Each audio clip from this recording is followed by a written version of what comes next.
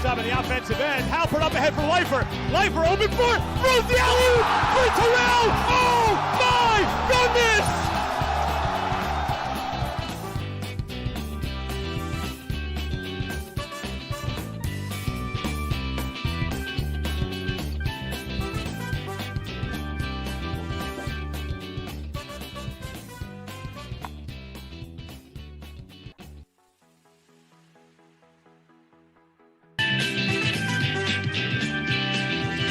Here we go, Oren. Here we go. I cannot get enough of that play. I can watch that alley-oop all day long. I can listen to this music apparently over and over. Yeah, and let's over. play it back. Here we go. I cannot get. Let's just rock. Let's rock. I cannot get enough of that play. I can watch that alley-oop. It's going to be tremendous. We're going to rock that music. Everything's coming on here. We got a lot to talk about. The Macs are on. I mean, I guess I'm going back to Schlock Rock here. It's like roll Max roll, right? The Macs are on a tremendous roll right now. Honestly, if they keep winning the way they're winning, this could be one of the best weeks in Max history in terms of Amherst. Then a tough Manhattanville team on the road in the fashion that they want it. You got NYU coming up tomorrow. We'll talk a little bit about that, but we got a really exciting show tonight. A little bit different, right? Like people are expecting us to do deep dive. We made deep dive on D3, deep dive on the Macs. But it's also we have a great opportunity to call out and talk to just two tremendous individuals, obviously with completely different, angles of stories. First, we're going to talk in a little bit, in about 30 minutes, to Sam Salz, and I hope I'm saying that name right, but he'll let us know what it is. And I think his story, everyone's going to fall in love with. Walk on running back at Texas A&M. It's crazy. I mean, what did you think when you first saw? I just saw this on my Twitter yesterday. Like, it just popped up out of nowhere. Well, first off, I thought, let's go Aggies. And second of all, I mean, we have a reputation, Jews in football, they don't really mesh. And, this guy is trying to defy the odds. And I'm really looking forward to hearing his life story, how he came about it. We're always looking for that out of the box type athlete, who really sets himself apart from, what's the norm in the Jewish world. So I'm really looking forward to hearing that, and I think after that we'll get a current Max parent perspective, not the Terrells. It'll be Coach Ed Zucker, who coaches middle school and is also Matan's father, and he himself played collegiate ball for the Rutgers Scarlet Knights. So I'm looking forward to that as well. And the night is going super well. Rumor has it we're going to have a special surprise tonight. Is that right? We might have some special surprise guests. We have, listen, people who have been watching us and following us. And by the way, I just want to congratulate you, Oren, I think you're ready to break the rookie record. I mean, like, the amount of shows in a sort of, 2-week time period, like, you're a prolific scorer yourself. And it's been impressive. So kudos to you. It's been tremendous doing this and the Harold Katz podcast, which we'll talk about in a little bit. Just, again, tremendous nuggets, but we can't thank you enough for joining up. And we are the beneficiaries of your prolific scoring. But yeah, we should have some, it's open, right? It's like a little open door policy. We have some friends of the Balabatim who have, access and are able to come in and out as they please, as they've earned.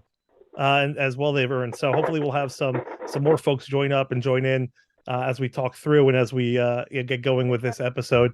We might see a couple fan favorites, we might see some other folks, but thank God it's a good time right now. Let's dive into a little bit Max basketball. I had the pleasure of being at the game last night. What did you see last night? I mean, like, really, like, the maturity of this group, right, and sort of growing in front of our eyes. That was definitely the best half of YU Max basketball I've seen in this young season, the first half. And then it looked like a second half implosion from a rookie team. And I guess you just didn't expect a young team, a lot of them playing their first season of basketball, able to come from behind against a Manhattanville team that largely, for the most part, had returning players from last year's finals team. So it was very impressive. And it's like you said, the team is really flying high right now. And a win over NYU, have very talented players who played in the D1 level last year. who play in maybe one of the most competitive conferences in all Division III, if they can make it respectable, or heck, I say even come away with the win, like you said, it could be a week that's remembered in YU Max basketball history. Yeah, I'm, I would say I'm done doubting, but I don't think it was doubting. I think, Bob moved us past that last year. It was sort of hoping, right? And sort of like there was hope, right? Like when you started this season, it was like, all right, this is rough coming out the gate, right? You got, that team out there in Connecticut that just, the Blue Jays, they look fantastic, and they've only gotten better, right? And they're ranked, St. Joe's like in the top 3, and they may be number 1 at some point this season. Probably will be. There's some great talent this year. Then you go to Illinois Wesleyan, right? Our good friends, but it's going to be a tough game. And the way they showed up, and now you see, right, other teams playing these teams and not performing as well as the Max when they started out. I think someone shared, I think it was maybe our good friend Akiva Poppers, who shared, right, that St. Joe's has the most points they've given up so far this young season was to the YU team, that was playing 2/3 freshmen when they came out. But just to sit in the game last night, I had the fortune of being there at the game, and I am constantly reminded about how much these guys like to play with each other. They really enjoy playing with each other. They're really on the same page. They talk to each other. They get connected. There is no arguing with the refs. Like, they're really focused on the game. You make it a couple looks here and there, but it really is very focused on basketball and really professional when it's on the court. And the way they were able to come together, obviously the senior leadership of Matan, fantastic. Oren sort of taking on this persona this year, right? And just no fear, right? Just you have any space launch, right? Where it seemed in years in the past year, he needed a little bit more, right? And they were locking in. They knew they were trying to lock him down, and he was still able to get off his shot. Obviously that huge shot by Zevi, but really the whole game still, right? It's like I was sitting next to the announcers, and they were absolutely loving his game and really watching that develop. So it was tremendous. And then you said, it's not just a returning senior team. That team is loaded, right? You got Dunn, who's a 5th year, right, graduate senior, one of their better players, who got himself into foul trouble, which was, helped them a little bit. But you guys like Ryan Giordano, a big Leach had a great game. Center. Leach was amazing in his game, and Latino was like fantastic. One of the better break you down, take you to the hole kind of guys, and he did that a bunch last night against 3 different guys, against Gav, who played really well off the bench, against Oren, who actually is defending significantly better, and against Adi, who was taking it from the start and played really well. So there was a lot that came out last night. These are senior talented players who have been there. It was really, really impressive. They did not fold. They did not fold even when they got into foul trouble, right? Dotan, I think ended up with Matan and Dotan both fouling out last night with 5 apiece. So yeah, there was a lot to like in that game, really, as like a growth game for them. And you could tell the coaches were just walking off that court tremendously proud of what they saw. So, I think that kind of mentality, and to your point, that first half defense, we saw really, really great defense played. Roy shows up every game. Matan sets the tone for that D, but everyone else was buying in. D even had some offense, right, to kick off that game.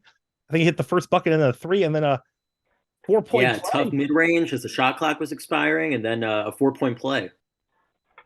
And he's more known for defense. It was great. Like people coming into their own a little bit more. It was a little bit of a short bench. I don't think we played that many folks. I know we got Roden in for a little bit in the first half, but not much. I think else from other folks on the team. So just interesting to see how this progresses as Max stays on the sidelines. Yeah, Roden seems to be a 3-point specialist. It wouldn't surprise me if the next few years he kind of steps into the Rempetesh role. Yeah, and he's got a little more size on him, right? So if he can get put a little more weight, a little more muscle, he'll even be able to play against some of the threes that we see in the league on defense. And I think that will go a long way to spelling or even taking the pressure off. If you think of the guys that Zevi are guarding when they have some of those bigger guards, I think we've been playing a number of folks in the Skyline who are smaller guards, but we'll see a lot more on the bigger side in some of those other matchups. And so he'll be a great guy to have to be able to come spell in. Yeah. So give me a full disclosure. How many times today did you watch the Zevi dagger? So I gotta look you know, I left and think right it's to make double sure digits for me. I still get nobody goosebumps. from work is there. But what I enjoyed watching, you know what, I liked watching it with the broadcast. I really love. This Yeah, is they were good announcers. let's talk about, they were fantastic, but let's talk about this raging debate, and I want to see where you side on. I shared a little bit of my perspective, but where do you fall in this raging debate about, like, everybody should know how to pronounce everybody's name correctly if you're going to announce the game? Like, where do you sit on this as a fan listening to the broadcast last night? Did it take away from the broadcast? Like, how do you how do you see it? Listen, other than that, it was an A+ performance. I think I can. I think I'm qualified to answer a question like this, considering I am a former announcer. Of course. And before announcing games, I always made it a duty to talk to the coach, the assistant coach, an athletic trainer, a team manager, and get the pronunciations of the last names. But you win some, you lose some. Other than that, I think they called a fantastic game. One of the best. You're right. I mean, I think they were really, and we heard it a couple times, like, I actually don't mind when people are homers a little bit. Like, I mean, if you're calling it for the home, then you've probably been doing it for years. Like, I never really minded, but those guys were consummate professionals, tremendous in the way they talked about the game on both sides. And both teams had their spurts for sure. I even got a text from a friend. Great announcers, however, and to be cute, he did a little rhyme. It's Samit, damn it. Right, a little bit of a Dr. Seuss going on there, Yeah. but yeah, it was a little Samet, a little other things like that. But you know what? They're going to remember the name, so that's the play speaks for itself, and really excited about that. Let's talk a little bit about this big upcoming game.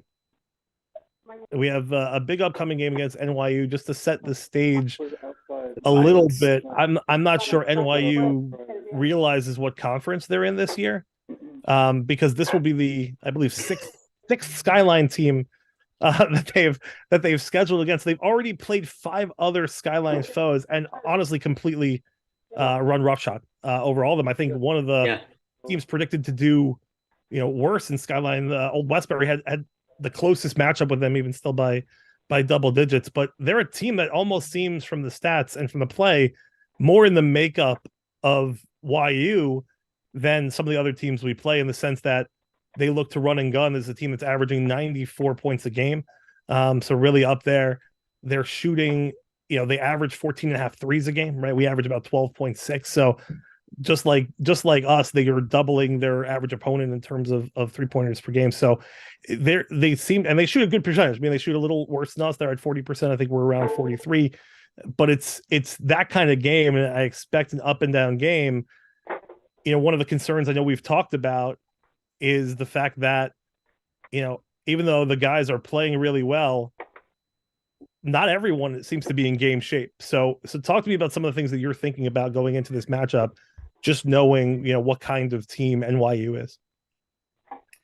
Well, they did they blew Farmingdale out of the water, but I think I'm going to take that with a grain of salt, because that was Farmingdale's first game of the season. It looks like, as time goes on, Farmingdale's become a way stronger team. So I think if Farmingdale were to play NYU now, it would be a lot closer. NYU obviously play in that tough conference with schools like Brandeis and Emory. And like I said in the beginning of the show, they have some D1 talent that are in the ranks now. You have Friedman, who played D1 at Harvard. And there's a little bit of a background there between him and Ryan Terrell. I heard about that. Like, what's the deal there? Yeah, apparently there's some AAU ties. I mean, we'd have to get Jack on to give us the full context. And they both tried out for the Maccabi team. But it's all well and good. I think they respect each other. So it would have been nice to see them on the court. It would have been a nice subplot there. But whatever. And you also have Coach, right? He's their big. He's their. They have a lot of guys jacking up shots, but he's leading the way with 18 points a game. Yeah, him and Coach K's grandson Severino, who's at Duke last year. Oh wow! Yeah, deep cuts. I love the deep cuts. Yeah. So it's gonna be a tough game. I think it's a test for us. I'm really looking forward to it. It's not a Skyline game. It's not a conference game. But at the end of the day, I think there are a lot of fans out there who are treating this game as a conference game. And I think the reason is you're not a stranger to NYU, New York University. with the brand name and its rich history as an institution. So you really want to go in there and you really want to win this game. It's a and I think we keep saying this, right? Maybe it's getting cliche by now, and maybe because the hopes keep building, right? Meaning every time they go out there and they survive a test, right? Either within the game, the way they respond, the way they play. I mean, this team also jumps out, right, really quickly. Also, right, something we didn't even experience with the last year's team. They really dominated the second half of most of the games in the early season before they really turned it on in the second half of the season. But this team jumps out. They're young. They're not afraid. This is another one of those, big games, big moments, big program. Interesting, obviously, the game for those looking to attend in the area. The game is actually in Brooklyn. NYU is playing this season in originally supposed to be at the MSAC. Originally supposed to be at the MSAC. Again, we maybe there's a story about sort of that move, and but not so hard to get to. Not so hard to get to on a Thursday night. And you could hit the kosher food scene. Shop for Shabbos afterwards, and get some Eichlers going or whatever it is. But it's going to be a really great contest. I think it's going to be fast paced, and they really haven't had to play too much of that pace so far. I think Farmingdale was a little bit of that pace, obviously, with the way Davis pushes the ball, but for the most part, they don't. And maybe Amherst to some extent, but nothing of the likes compared to NYU.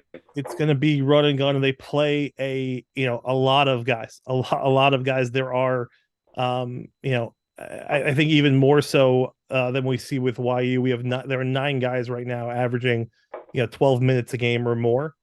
And that's I mean, it's a significant amount, and a lot of guys, and nobody averaging 30. So, by contrast, YU has 8 guys averaging, but there's a good split when you have 3 guys averaging over 30 minutes.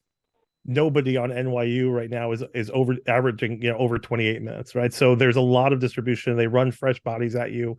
You got to when you put up shots with that kind of regularity. So, really, really looking forward to that game. It should be fun. I hope to be there in person, but we'll see how the day shakes out. And I think that was a concern for us last night down the stretch against Manhattanville. Stamina was catching up to us. And with a team like NYU, no disrespect to Manhattanville, but NYU is going to make you pay for it. We looked tired. I mean, we really did. I think the YU team looked pretty tired towards the end of the half, and again, and you saw some of it on defense, but that little bit against a team of that quality just showed up, right? And it showed up a little bit. They had a really great run, I think. Sitting with some of the great parents who were out there. Yes, they got to meet Dotan's parents, who were actually in from Israel. Really, really wonderful people. Max's dad was great, and Jacob's dad was there, and I think there were some others. And I apologize if I didn't meet them or leave some out. But they, Max's dad were shared at one point. It was like, wow, it's been like a 33-10 run. Like it felt like they were putting their imprint on the game towards the end of the first half, and definitely at the start of the second half, and just carry that momentum over. That's why it was even more impressive that we found a way on the road to take, I think, the tempo back to a certain extent. We weren't letting them play that tempo because they wanted to run and push and get the ball to Jackson right away, have the Tito penetrate, and that's what they were looking to do. But somehow we were able to, turn that back around without, of course, calling a timeout, because we don't do that until we need to. So let him play. Phil Jackson, Coach Steinmetz, let him play, and it really worked out well. It was fantastic. Yeah, and I guess we'll talk about this more in depth when we have Coach Zucker on. But Matan, a lot better at the line last night. Definitely key. Huge, really. He came up huge. Obviously, he's filling the stat sheet all the time. Talk to us about. We heard that you and Coach Zucker cross paths, right? You guys sort of work around each other. Yeah, technically we're colleagues. Coach Zucker lives down south near the Jersey Shore. I drive 60 miles every day to the Jersey Shore and back. So I work in the high school division of Hillel. If my guys are watching, let's go Heat. And Coach Zucker actually coaches in the middle school. He led the 7th, 8th grade team last year to a championship over SAR Academy, where Coach Rafi Halpert's of the SAR Sting, his son was the star in SAR Academy. It's actually at that game because it was at TABC. It was quite a good game. So little interesting nugget there. And obviously Coach Zucker, great guy. I see him a lot outside of school. He's walking into the gym. I'm walking into my office. But whenever I see him, we have a quick schmooze about YU ball. And I think he's quite happy with the program. And I think he's very proud of Matan as he leads this team as a captain. Yeah, I can't, I one thing I heard, and I've been fortunate enough to sit with the family a couple times at the home games, and his mother and sister and father and everybody just being there. I think both sisters, and they were his mother told me at that first game that he's sort of taken on. I'm excited to ask his father about it. That he's taken on this the mantle of leadership in the sense of what we see on the court for sure, but he also took on some of it in terms of giving the Divrei Torah before games, the old Max Leibowitz spot. So like it's amazing to watch his growth collectively, and you could see it. I mean, you could see the team look to him, right? They look to him in those points in the game, and he wants to be there for it. He doesn't shy away from it. He really, his toughness is like that attitude. You could see the team takes on, Adi obviously has that as well, and a couple of those guys, but they really take on some of his personality during the games. And it's tremendous. It's really tremendous. And he stuffs the stat sheet. He does it in a lot of different ways. Yeah, guy's a fighter. I actually I shepherded him across the YU admissions process back when I was in the admissions office when he was transferring from Brandeis. So time flies, and I remember when I was assisting him with that, I just didn't think it would get to all this. So what a great addition he's been to this program. And I'm actually looking forward to asking Coach Zucker this because, I've asked a few other, we asked Coach Katz on the podcast, but he's not, he does have his two sons who are assistant coaches, but he's not really a max parent as he was when Donnie was on the team. So I really want to get Coach Zucker's perspective on, the comparison of the team this year compared to last year. And if there are any pros or strengths that he would give to this team that the team last year didn't necessarily have. So I'm really looking forward to asking him that. Well, it's very cool. And I honestly think it's also, if we think about it, right, and start to peel it back a little bit, and maybe we can get into this, and maybe he has a sense. Think about last year, right? Because I'm trying to go back and remember. Obviously, it's a different team, right? He's playing a different role. When you have sort of a senior laden team with stars like Ryan, obviously, and Gabe and others. But also, if we remember correctly, I think, in terms of who started and who came off the bench, in terms of he and Jordan and how that, went back and forth last season, and just, not being phased, right, and sort of on both sides. I think they were both incredibly, deferential to each other while still, right, having the fire burn a little bit. We saw a little more from Jordan as the season went on. That's that can sometimes set people, down a different path. Right, where it's you feel like you should be a starter. You come from a place, you're coming here, you're starting now. This, right, 2 years ago you're starting, and now someone else comes, right, and you lose that starting role, but you're still getting minutes, right, considerable minutes. How does that come? And then you switch back, right, and sort of as Coach Steinmetz was working through the lineup and really trying to find, obviously go back to that game and wish it was different in the NCAA's, but that run during the Skyline championships, was a run that.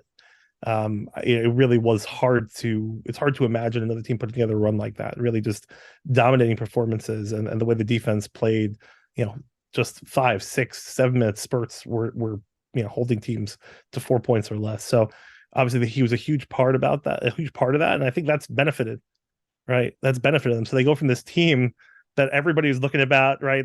We got scouts, we got people coming to the games, you got a full gym. What happens? What's it like this year? When you were announcing, you probably, went through that a couple times. Was it always a full gym? I remember when I played, it was not that way, but talk to me about sort of what you experienced, because you were there for a lot of some of the transition. Yeah. I coached, I never coached. Sorry. I announced, you heard it here first. Long day. I announced, YU's first home playoff game in years against the Purchase Panthers, alongside my color commentator Shlomo Weisberg. We called a lot of classics together, and I was like, we're about to go on the air, and I was like, I've never seen the atmosphere like this ever before. And then lo and behold, I'm at an Amherst game a few days ago on a Sunday, Thanksgiving weekend. I'm thinking like, wow, a holiday weekend. A lot of the students are not back on campus yet. This is very impressive. And it shows that, I'm not trying to throw shade at Ari Lamb and Simi Cohen, but it shows that the bandwagoners are here to stay. Yeah, no, it's and I don't know if you noticed it. When I went to the first home game this year, because of what Zevi had already done at IWU, right, in some of these other games, it was also a different crowd, right? So when the first home game that I went to was a Saturday night game, and it was like you had a little bit of the of the, I would say, the more religious crowd at YU, a lot of white shirts, a lot of things going on. So we were very excited to do that. But we have here, right, this is the star of this evening. We can't be more excited. Thank you so much for joining us, Sam. Myself, Natan, and Oren here, and we can't wait to get into your story. But tell us how you're doing. Baruch Hashem, I'm doing great tonight. It's been a good day, thank God, and I'm just happy to be here and everything. Awesome. It's been a fantastic, well, I would say it's been a fantastic day here in the Northeast. Some storms, some power outages, some fun stuff, but literally, that's the worst of our worries. Things are going well. God is great. So it's really a wonderful thing to talk about. I just got introduced to your story yesterday, and you've been so gracious to come and join us here. Can you tell us what this is like? This, I don't even know if this is new for you. Like you're this maybe has something going on all season, or did it somehow hit some sort of point where people started like noticing what was going on? Because obviously we're deep into the football season. Yeah, absolutely. So officially I was actually brought on halfway through the season. Because there is kind of a little bit of an interesting twist to the walk-on story that maybe we'll discuss later in the podcast. But so far, what happened was I had to make sure my school was NCAA certified. And there was a couple of factors that made me want to push off kind of announcing this. I wanted to wait till I was like in full uniform for a game. And because I had come into the middle of the season and I was still, getting the ropes during practice, I wanted to actually make sure that I started contributing more in practice before I made this announcement, because I just wanted it to be, fair to my teammates and just everyone. Because, I never played football before until this is my first time playing like organized football. And all my teammates try really hard during practice. And I understand that I'm getting this publicity because of the story and, and the uniqueness of the story. But, I just wanted to give some courtesy to my teammates and, try to contribute more during practice before I came out with the full story. And, Saturday night when that was actually my first time in full uniform. That was when, I got on ESPN during the game with the yarmulke, they're celebrating the video that's been shared everywhere. And that, at that point I was like, I'm here. I'm finally in the full uniform and everything. I think this is a good time to announce it. Obviously it's at the end of the season. So that's kind of how it's been. So it's kind of been like a little bit of a back and forth since mid-October when I actually was put on the team till now, or till a couple of days ago when, the whole thing was announced. That's unreal. I can't wait to dig into this. We really love to dig into this. Just you have a sense. Obviously we've been, we came together as a bunch of just friends in the Jewish sports world, following Yeshiva University Max basketball. And one of those reasons was because there was, right, to the outside world, there was this player who was defying, right, what Jews should be doing. And now we're sort of seeing this in a lot of different places. I know I mentioned on Twitter many years ago, and it's a story that I still need to get details on, but my uncle, who grew up, more, conservative and now is, very Chabad and for many, many years, but he went down south, not, to a college in Alabama, and he was a running back. And, Jews back in the, 50s, 60s, it wasn't, it was a different world down there. And then just to hear this, it's mind-boggling sort of what's out there, but like the beauty is in the story, right? And the beauty is in, your experience. So, tell us about that. Like you're telling everyone here, like, where are you from? Like, where do you grow up? And you just said, which is just like, I can't get around my head around. It's like, I never play. Like, we're talking about Texas A&M here. We're not talking about like, you're playing somewhere else. Like, this is amazing. You didn't play football, right? So talk to me about like growing up. Where'd you grow up? What's that story like? Yeah. And what are some of those highlights? Yeah, absolutely. So I grew up in Center City, Philadelphia. Pretty much grew up on the border of South Philly and Center City. And I lived my entire life in the city. I was one of 2 kids, I believe, that were from growing up in the community, and then the other from kids were obviously my rabbi's kids, who are great friends. I still talk to them to this day, and they're all amazing. And the other kid and I are also great friends. But it was a very, very unique type of community that I grew up in. And I attended Poets Day School in Cherry Hill from K through 8, and then I went to Kohelet Yeshiva High School in Marion Station for my for high school years. So that was my complete education period. And then randomly in the middle, I made a very pivotal life choice to just pack up essentially my life and move down to College Station, Texas, and just pretty much continue my life here, start a new chapter here. And that's pretty much just how it's been so far. I never went to like sleepaway camp or anything like that as a child. So this was, my first time just being completely away from the family and just trial by fire, pretty much. And what's that like? So what's it been like for you? What's been the hardest part, right? Some of those challenges of making that adjustment, even before this, right? Like you talked about that part didn't happen until October, but you were down there well before that, right? You're down there for at least since the start of the year. Yeah. So I've been living here since last year. Oh, wow. So it's obviously been a little bit easier coming back. I think that, it's just I love my family and they're amazing. And I think that it's good for me though to go out and, come out and try to make something myself, kind of on my own, sort of say, like, not to say that I don't have help and amazing people around me, and like the Chabad community, the Jewish community here are just absolutely amazing. Like, but I think that, living on my own, having to cook for myself, having to, deal when I wake up, with everything, all that stuff that comes with independence, I think is very important in developing in me and who I am as a character or as a person. So it's been, Baruch Hashem, it's been a very, very interesting time here. I'm very grateful for it.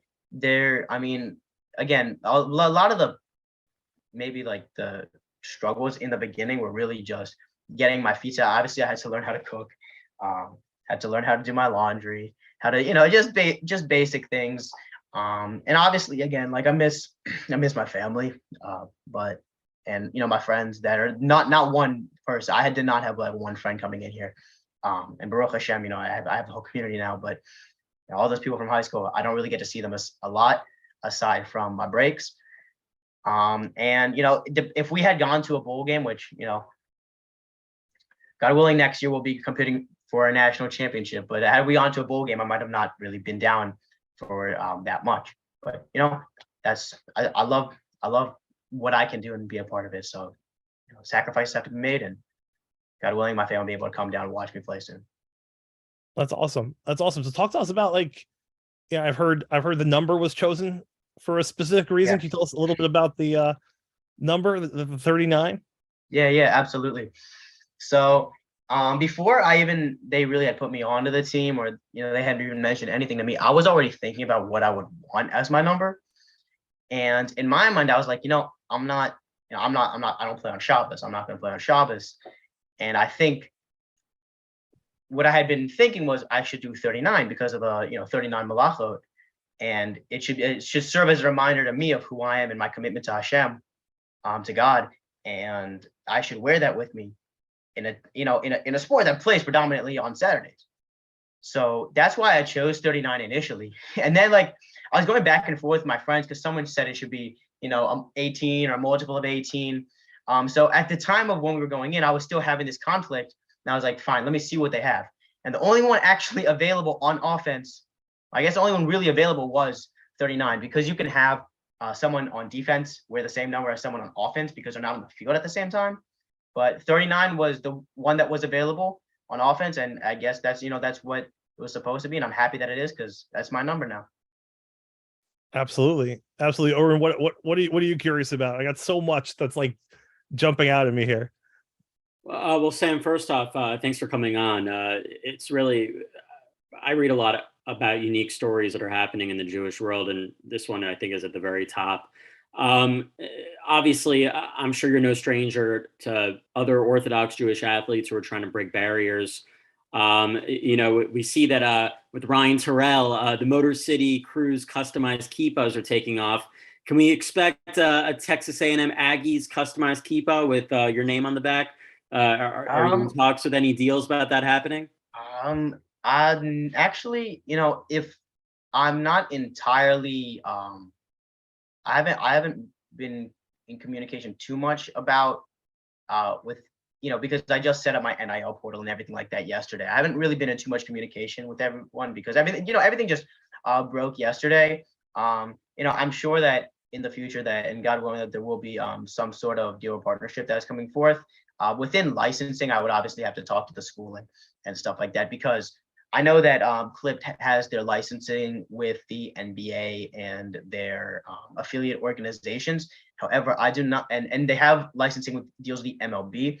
Obviously, college football is just a completely different world to have licensing in.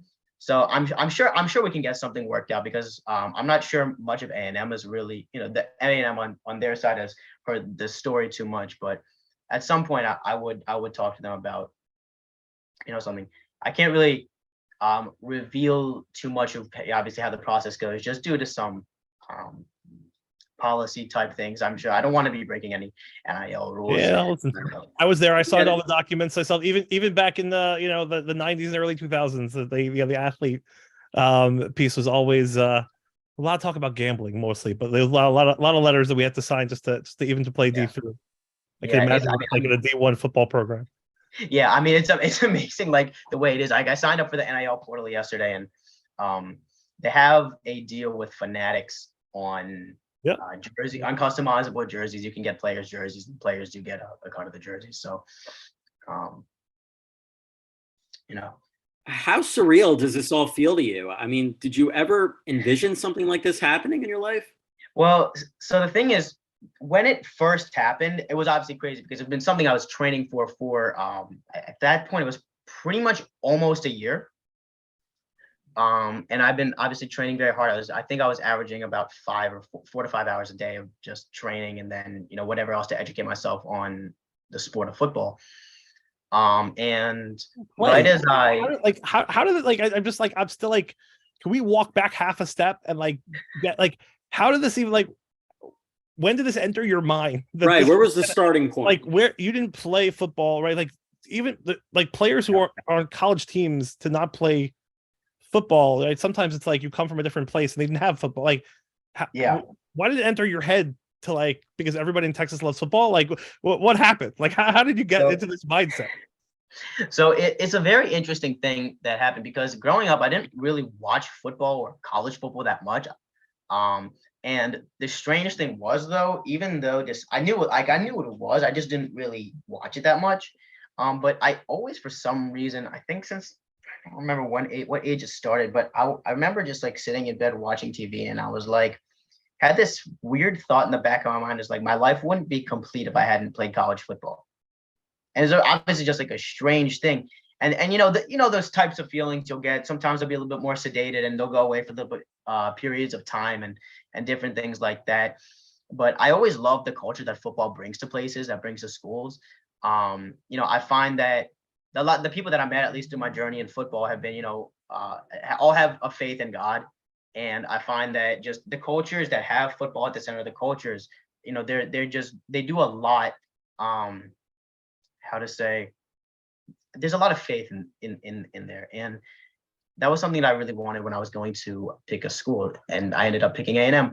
That wasn't the only reason, but I did want a big football school. So going back to why I ended up, doing this, I had this thought in the back of my mind for a while, and I got to A&M, and I went to our first game, which was against Kent State. It happened to fall that the end of the game was after Shabbos, so I came at the last after the half. and because my friend had got me a ticket. And I'm just standing there and I'm looking at it. It happened to be front row, which is pretty nice. But I was standing there looking at the players, and I was like, the thought just started popping up. I was like, you know what? I can do this. Like I can do this. Like I should be doing this. And officially on October, I think 16th, I had been on a trip with my Chabad in New York on Pagisha, and I was like, I was like, you know, I'm gonna go full force with this, and that was just it. And I mean, there were other factors. I did have this feeling that I had to play, and I always did love football. But I realized this, and I think that it's very important and central to the journey. And what I've been trying to do is that there's kind of this saying that there's got to be a Rebbe for every generation, and I'm sure that y'all are familiar with it. And that is just someone's got to be able to relate to people. And you know, in a place like this, obviously the lifeblood is football for the students and many of the Jewish students as well. And you know, I think that you have to be able to come from a place that you want to influence people positively. You know, you have to earn the right to be, you know, to influence. And that's something that I've always been passionate about, is just, you know, spreading Yiddishkeit and you know, being close with Hashem and journeys about faith and everything like that. So a lot of this has been just a lot of what really pushing me is because I want to inspire my fellow Jewish kids to, you know, keep on going forth in sports. I want to inspire people, you know, believe in Hashem and know everything's possible with Hashem. And even on a broader level, I want to inspire people to live the lives that you've always wanted to live, and that nothing, if you believe in Hashem and you believe that you can do it, nothing is going to hold you back in life. And unfortunately, a lot of people have their motivation or their drive kind of stripped away from them when they enter high school, right? When they enter college, and people just try to settle into almost like average lives. And you know, and we all have special abilities that Hashem has given us. And I think that it's up to everyone to utilize those abilities to, you know, ultimately bring light to the world, and just make everyone make the world a better place and inspire people. I mean, listen, we need one of those places that needs more light. And by the way, Oren, to be you know 20 again and be able to, you know, look at a football game and say, oh, I want to go do that, right? And actually have the ability to, like, you know, it's like, look, I didn't play college football. My life feels incomplete. Exactly right. Like I wish I had the fortitude to be able to say those things. But I really like, right, the part where it really gets is sort of the example, right? And being able to recognize, you know, what you're doing and how you're leading by example is just tremendous. I hope we didn't lose you for a second here. We'll freeze and wait just for to see if we get back here. Hopefully we got you. Sorry, I'm back. It's incredible. I think one of the things is like, and people just outside, can you tell us a little bit about, I love that you talked about faith-based, right? Because that is a huge, and it's not just Texas. Like, again, there are parts of this country that are obviously huge. Faith is the core of where they are. College campuses these days, though, right, have been a little bit scary for Jews. In the past year and a half, when I worked with a Jewish organization that I don't think is on AM, or maybe on AM, but I was at Texas Austin with Olami and other organizations that are working with Jewish youth, right? So a lot of, you know, it's a very scary place to be at some points in time. You're bringing that light, right? And it's a place that needs light. How has that been? How have your teammates been receiving you? How has that part of the process, sort of college life, gone? And, you know, obviously you say it's sort of new since the, you know, announcement, and there may be more attention of all kinds. So talk a little bit about that and what you're hoping. Let me tell you, I mean, Texas A&M, since I've been here, has been amazing. I mean, the people here have been amazing. Everyone is, you know, super friendly, super understanding about, you know, Yiddishkeit, that I have to take off for Chagim, that I have to, you know, take off a class for Chagim, that I have to take off for practice for Chagim. Despite, you know, I'm one of maybe 4 or 5 from Jews on the campus. So, and there's a campus of 70,000 people. Yep.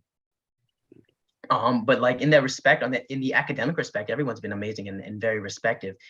In the athletics respect, they've been just absolutely amazing. I mean, I can't even express how amazing Texas A&M has been in this process, because there hasn't been really, again, like there's not really much of a precedent for what to do when you have a frum guy coming to play college football.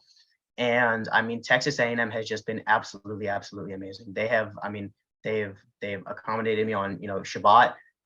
I don't go to games that are so when they're early on Shabbat, I don't go to games. And then if we have a game that is after Shabbat, what I do is I have Sforim in my locker. I keep Gemara and Tanakh and the Mesidder in my locker. And, I walk there, and then we have a player's lounge, which is away from the locker room. So obviously you can learn in there. So I just learn until Shabbos is over, and then I'll go suit up and then I'll go out. And the team they've been completely fine with it. They've been amazing. Like when I first came on the team, they put me on the week of Yom Kippur. And I couldn't come to the first couple of practices because it was Yom Kippur. And they completely understood. And I mean, to the point, they've been Baruch Hashem so amazing about it. That to the point that we have a banquet coming up this Sunday. It's the end of the year football banquet. And I told them, I was like, listen, I'm bringing 4 people. You guys don't have to factor us into the catering because, we can't eat anything. And they're like, no, we're just going to get you kosher food. And that's exactly what they did. I mean, we had a Thanksgiving dinner at the coaches' houses last Wednesday night. And we had to go to it, obviously, but I mean, the coaches are great. Like the coaches have been absolutely amazing. Absolutely amazing. And I told them, I was like, yeah, I just don't want it. I don't want to offend anyone. I just won't be able to eat anything. And they're like, what are you talking about? And I explained kosher to them. And they're like, no, we'll get you something. And they ended up like calling my Chabad. The Chabad got delivered it to the coach's house. And I had dinner. And they've just been amazing with it. My teammates have been just incredible. Like a lot of them are pretty much like brothers to me at this point. The open arms that they brought me in with and just accepted me and brought me into this team has just been amazing. And I love A&M, I love the football team, and I really want to do my best to especially help the team succeed. But it's just just everybody in that staff has just been, the associate director, like everyone in that staff has just been absolutely amazing. Just everyone in the building, to be honest. That's unbelievable to hear. Really unbelievable to hear. And I'll tell you, like the way you talked about it reminds me of, again, when you work like I do and many people do in right, in sort of a secular world, right, and sort of representing and have the yarmulke and Jewish. A lot of times my coworkers would be like, hey dude, it's Friday, you got to get out of here, right? It's like they're like, once they know what the rules are, they're like the ones they're like making sure, like they're putting like the fence around just to make sure like I don't even come close to it. It's like, God, you can't stay for this call, or we're going out to this restaurant. Like, so it's really great to see that embrace. I think you're gonna jump in here. Just well, I'm a college guidance counselor by profession, so definitely I'm going to try to sell Texas A&M as much as possible for my next meeting with a student. In my mind, Sam, I think you already cleared a huge hurdle, but I want to ask you, what are the steps already for next season? Is the goal to get as many SEC games as possible not scheduled on Shabbat? Well, again, that's up to them. They actually don't have really any control over it. This is a purely network issue. The networks tell them about 10 to 14 days in advance, but the school doesn't have any power in when the games are scheduled. So obviously this season I was very fortunate. We had a Miami game where that started pretty much right after Shabbat ended. We had our game against Alabama, which was at Alabama. Shabbat ended before the game started. The game we had at South Carolina, also game ended before Shabbat started, before the game ended. Then we had, then we had Ole Miss. Ole Miss, I was present in that game, not in full uniform, but I was present at that game. That game, Shabbat ended half an hour after the game started, or about an hour. 45 minutes after the game started. So I was chilling in the lounge, just learning until it was time to run out my own for that one. And then this week we played LSU. The game was completely after Shabbat. So that's 6 games. And then we played Arkansas at a neutral site, and Arkansas, half the game was after Shabbat. And then bowl games can fall out during the week. Like some of them, depends on when New Year's falls out, because that's when a lot of them are scheduled by. It's on a Sunday. The truth is the network aspect has actually created so many more opportunities for late games, right? Because they want these primetime audiences, right? There are even games that move up to Thursday night and other nights that are during the week. It actually has given, we've seen more opportunities. And if we take for a second the Jewish part off, right, or at least combined to the experience. Talk about that talk about that stadium, the LSU game. I mean, like that place seemed like it was going nuts. I mean, Oh my God. nobody remembered what the record was. Like it didn't matter. Like talking like what was Yeah. that like? What was Well, I like, mean, still like you like no, I'm just used to this. Like tell me about like what that feeling was, because the video seemed to say no, I'm into it. This is oh this yeah, no, that was that it's an electric environment. I mean, Kyle Field is one of the largest stadiums in college football. I think it's like the fourth or the fifth or something like that. It seats about 105,000 people, so it's amazing. The 12th man, like the fans. Yeah, I was up there at some point, so like I know like the fans are absolutely amazing. I mean, once the game was over, obviously the field got rushed, which that is that scary? Like I'm saying, like what like I don't know. I feel like that's I guess I don't know. Being in Grand Central Station during rush hour, like maybe feels a little bit like that. But like, what does it feel like? Yeah, I mean, it was an amazing feeling because my teammates we've been working hard during the season, and I was just so happy for everyone, because I knew I had a feeling that we were going to win this game the entire week, and I was just so happy for my teammates, obviously the seniors that got to go out and with a final win, like a win like that where the team, people rush the field. It's not such a common occurrence. The last time it happened was when we beat Alabama last year, and just going out when you're in the uniform, it's a little bit different because you're going out to the field and people are like, oh, this guy's a player. I want to take pictures with him, or I want to ask him for gloves, or I want to try to buy his helmet off of him. But either way, like I love taking the pictures with the fans. I mean, they're absolutely amazing. 12th man has to be probably one of the best, actually no, the best fan base in the world. I mean, absolutely amazing and just committed. I mean, we had, even after we had lost games, they would just come out in the masses. People like camp out for 3 days beforehand to get tickets, and it's just amazing. I mean, my favorite part obviously is taking the pictures with the little guys, because they're always going to hold that moment and they're always going to remember that moment. And it's always just a heartwarming thing for me. But I mean, it was just absolutely amazing. Just being in that stadium, it's so electric. The people around you and behind you and just everyone getting hyped up. It's just I mean, mind-boggling. You guys acted as if you won the national championship because you played spoiler. You knocked LSU out of a playoff conversation. Yeah. Well, I mean, in my philosophy, you got to act like you've already done it to do it. So God willing, next year we will be in the national champion conversation. So yeah, so I know we have a few minutes left. We really appreciate your time and being able to share. We have a question here, and I think we know the answer here. And you talk about this place and what it's meant to you.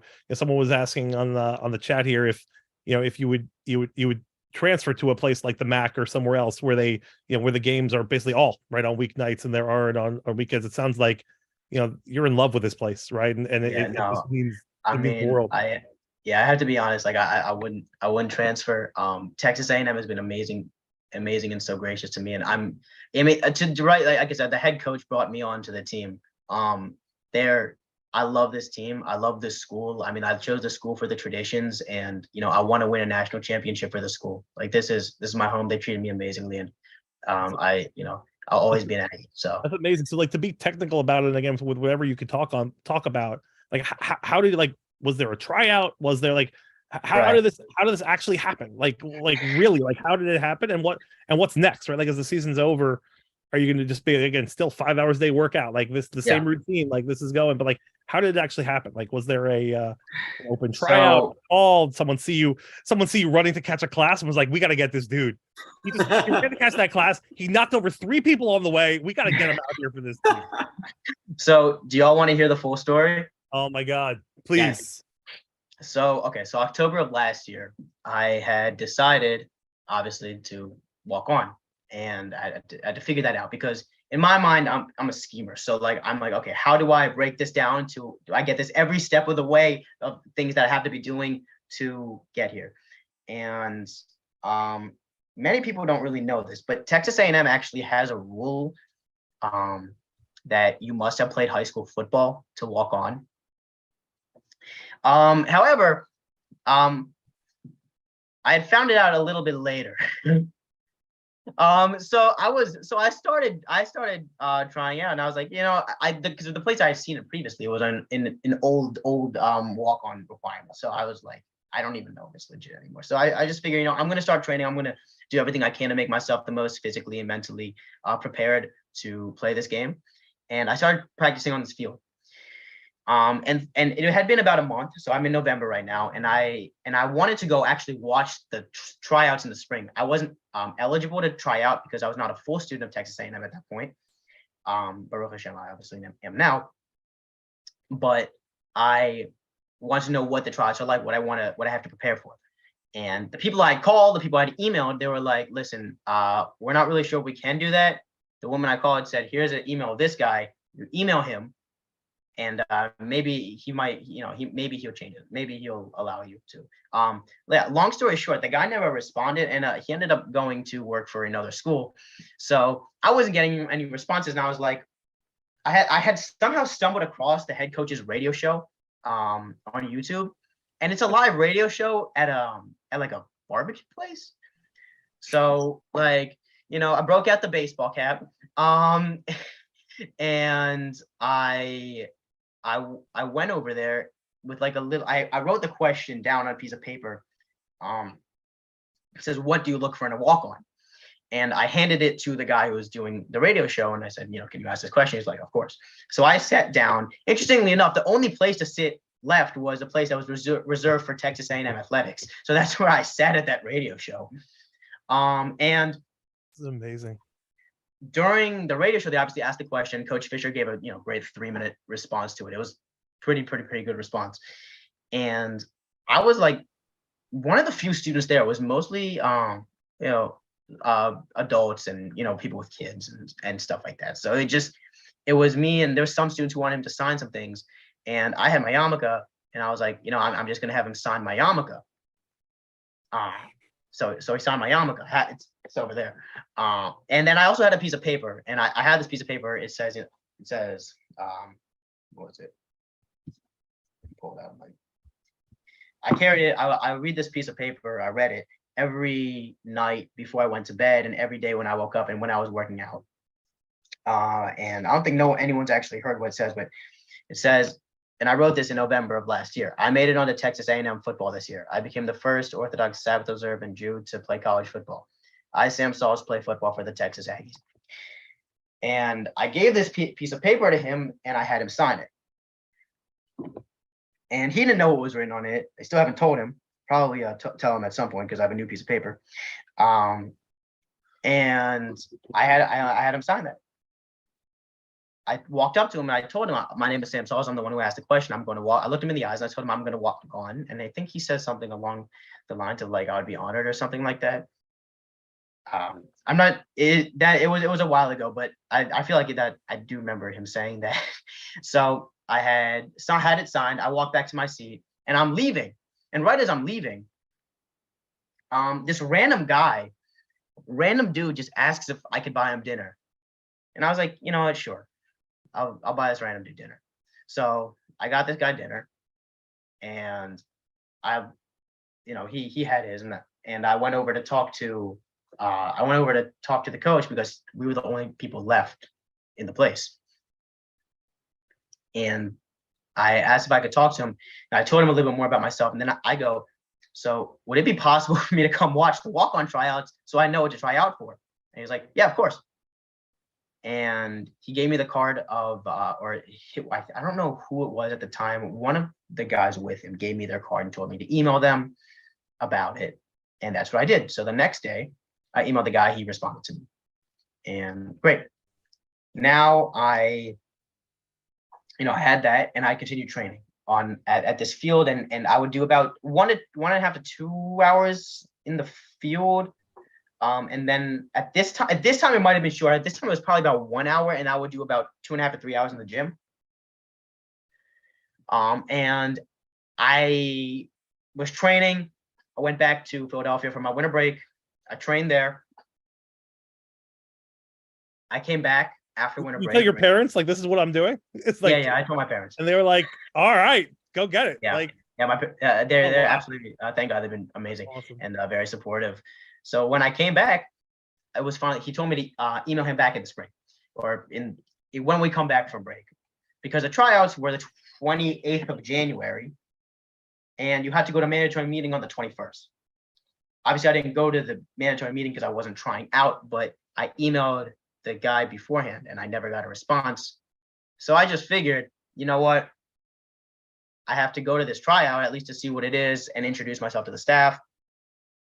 So I took my yarmulke, and I always like think about like that story with like Judah and Tamar, like where she takes the signet ring. I got the sign, right? And I show up to the facility for this tryout. They're checking people in. I was like, hey, I'm not here to try out. I'm here to watch the tryout though. And I said, I talked to the coach. He said I could watch the tryout. They're like, which coach? I said, the head coach, Coach Fisher. They're like, and then I was starting to pull out I was like, here, I have something. I have like I showed him the sign yarmulke, and like, all right, you can come in. And I went. Funny because you were the second person that day to give a signed yarmulke. No, I'm just kidding. I know. So I watched the tryout, and I took note. I have that whole tryout written down in my notes from the warm up to like the whole tryout. And I introduced myself to the staff and everyone who was evaluating and everything like that. And that was it. The tryout was in Friday afternoon. I had about 3 hours to Shabbos after the tryout. So I'm leaving the tryout, and I noticed outside of the practice field, I was like, wow, there's a really nice field here. It's a lot nicer than the one I've been practicing at. So I was like, I'm going to start practicing at this field. And so that's what happened. So I started coming out every day to practice on this field that's right outside of the practice facility.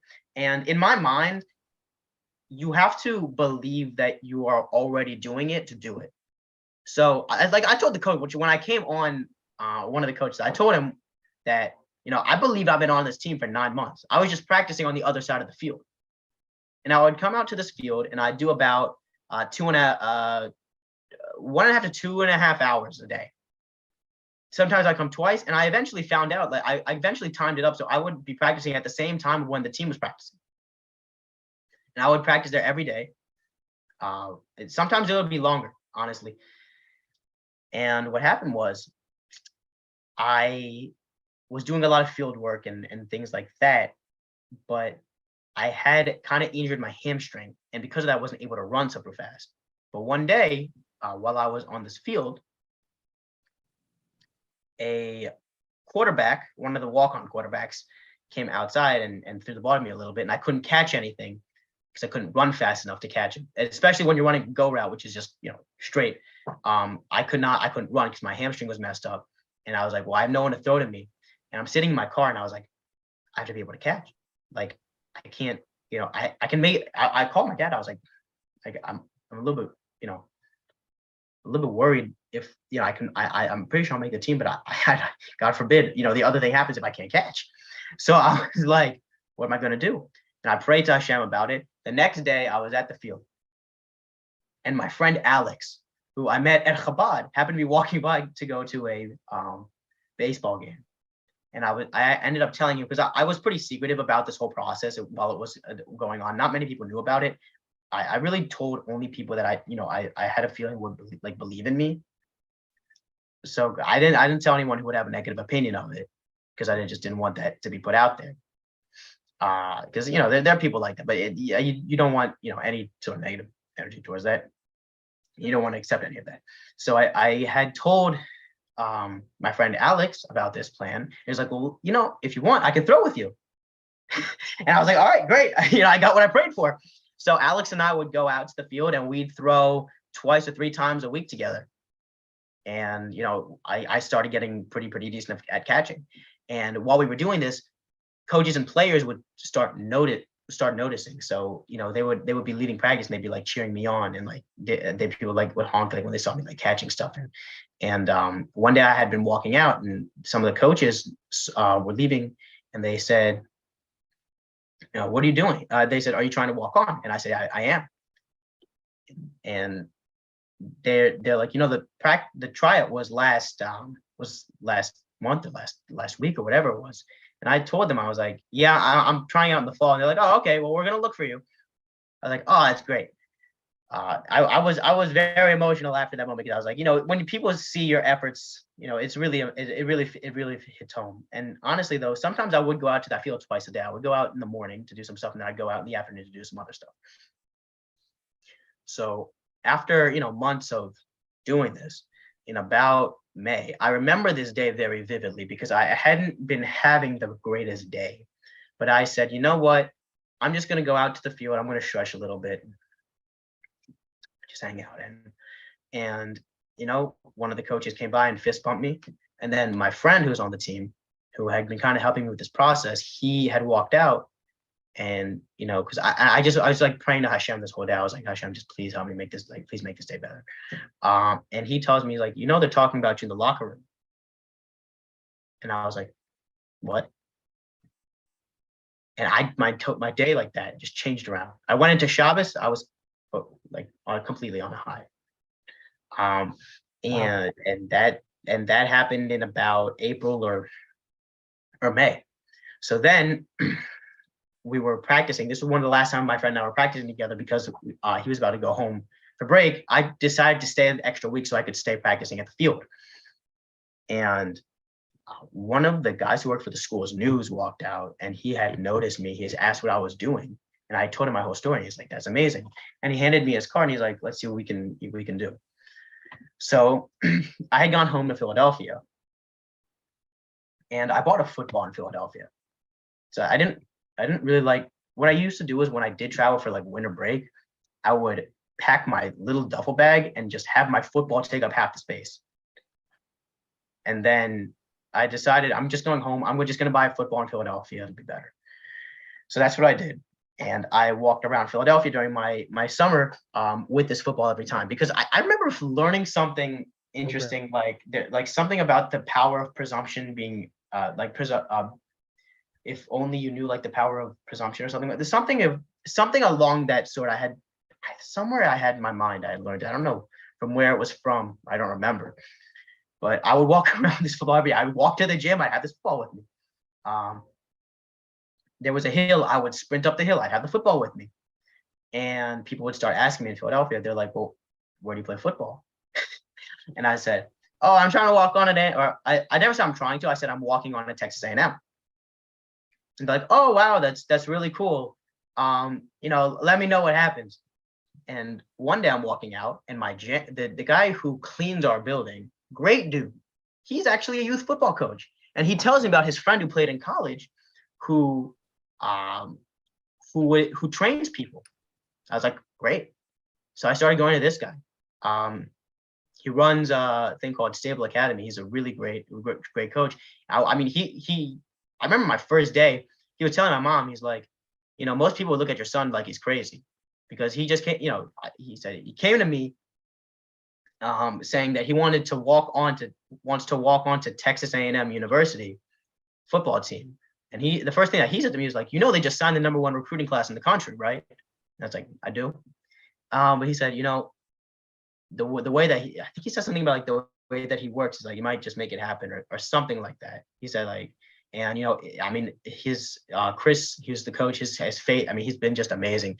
You know, the faith that he's had in me, and just been overall just an amazing, you know, guy who he's helped me train and things like that.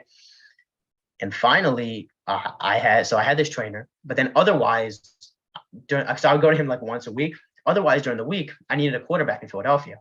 So I was training one day. I was doing hill sprints with the football, and it's outside of this building. One of the guys who lives in the building was asking me what I was doing, and I told him the whole story. And he's like, I think you know, he's an older gentleman, not too old, but like, you know, actually no, he's old like us. Yeah. Old like us. No. He's definitely, he's very active and, you know, amazing for his age, which isn't that old. But just a great guy.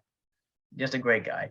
We have our next guest, by the way. Coach Zucker has joined us, and I know the story is, you know, as you sort of round this up, I think we need like 6 more shows to really dig through this. But as you sort of like get to really like how that clicked, you know, just again, he's a, you know, as Owen has told me, a molder of young men, and so just hearing some of this and hearing sort of the connection back to the Jewish is gonna be a great thing for him to hear as well, and we can't wait to hear and talk to him about his son Matan, who's on this the same journey.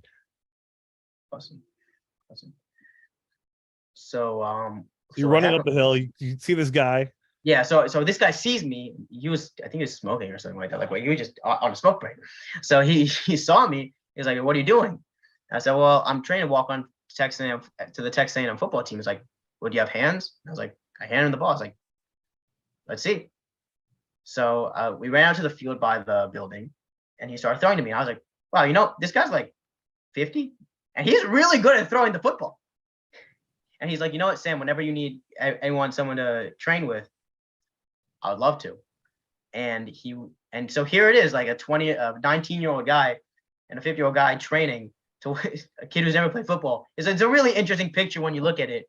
And he's just amazing. Like, he would help me out, and him and his girlfriend, they really have faith in me, and I really appreciate that. And they were just so happy for me when I told them about making the team. And that's who I train with in Philadelphia as my quarterback. So I had decided to go back to College Station because I was like, I have to go to this field. I have to train on this field. This is just, I have to do it. And what happened was, in College Station in the summer, it gets to 107, 109 degrees. And I have never been sunburned in College Station on any of those days. I got sunburned in New Jersey on a 90-degree day though. But I was training on this field in this heat. And I think some of the players because they were in there, some of them were training, they were in there and they were looking at me like I was like completely insane. I mean, at some point, some dad and it brought his kid over because he wanted his kids to start playing football. The kid thought I was on the team, and then he just wanted me to give the kid advice. But like, I was out here on this field for hours, for like an hour or so, and then I would go in the morning. So I would go like for an hour in the summer, because in the summer, because of the heat, there were a good couple of times I'm pretty sure I was this close to passing out. It was very, very close, but I had been there for about an hour, and then I would come back in the evening, because in the evening obviously it gets a little bit cooler to continue practicing. And the evening I would do about an hour and a half as well. So I did that. Then I flew back home, and I had been asking people at this time. I was like, "Well, what's going on? Are there going to be fall tryouts?" Because sometimes there are, sometimes there aren't. And they just like, "Well, no, we're full on roster. We had to cut 5 people to even get to this roster." So they're like, "All right." I was like, "All right, okay." I was like, I came home. I was like, I had no discouragement from that. I just had this feeling I was still gonna make it. Even if I was like, they could add me on in the middle. I mean, I remember having this phone call. I was like, my dad was like kind of upset with it, upset they're not having it. And I was like, I'm faith in Hashem. I know, if it's supposed to happen, it's supposed to happen. And I told him, I said, they might just, and I don't know what made me say it, but I said, I have a feeling they might just add me on in the middle of the season. And I came back to College Station. My friend and I continued to practice on the field. I went to the coach's radio show because it started back up for the season. And I went up. I was like, what happened with the tryouts? And I think his assistant, he told his assistant to give me the associate athletic director, to talk to the associate athletic director. Great guy. We exchanged numbers, and he tells me, he tells me, if any guys quit, I'll give you a call. And I leaned in and I told him, I have a chance to make history here, because I could be the first Orthodox Jew in college football or something like that. He's like, all right, well, you gotta make it happen. And I would come back every week, look at the coach, shake his hand, say, no, I'm working.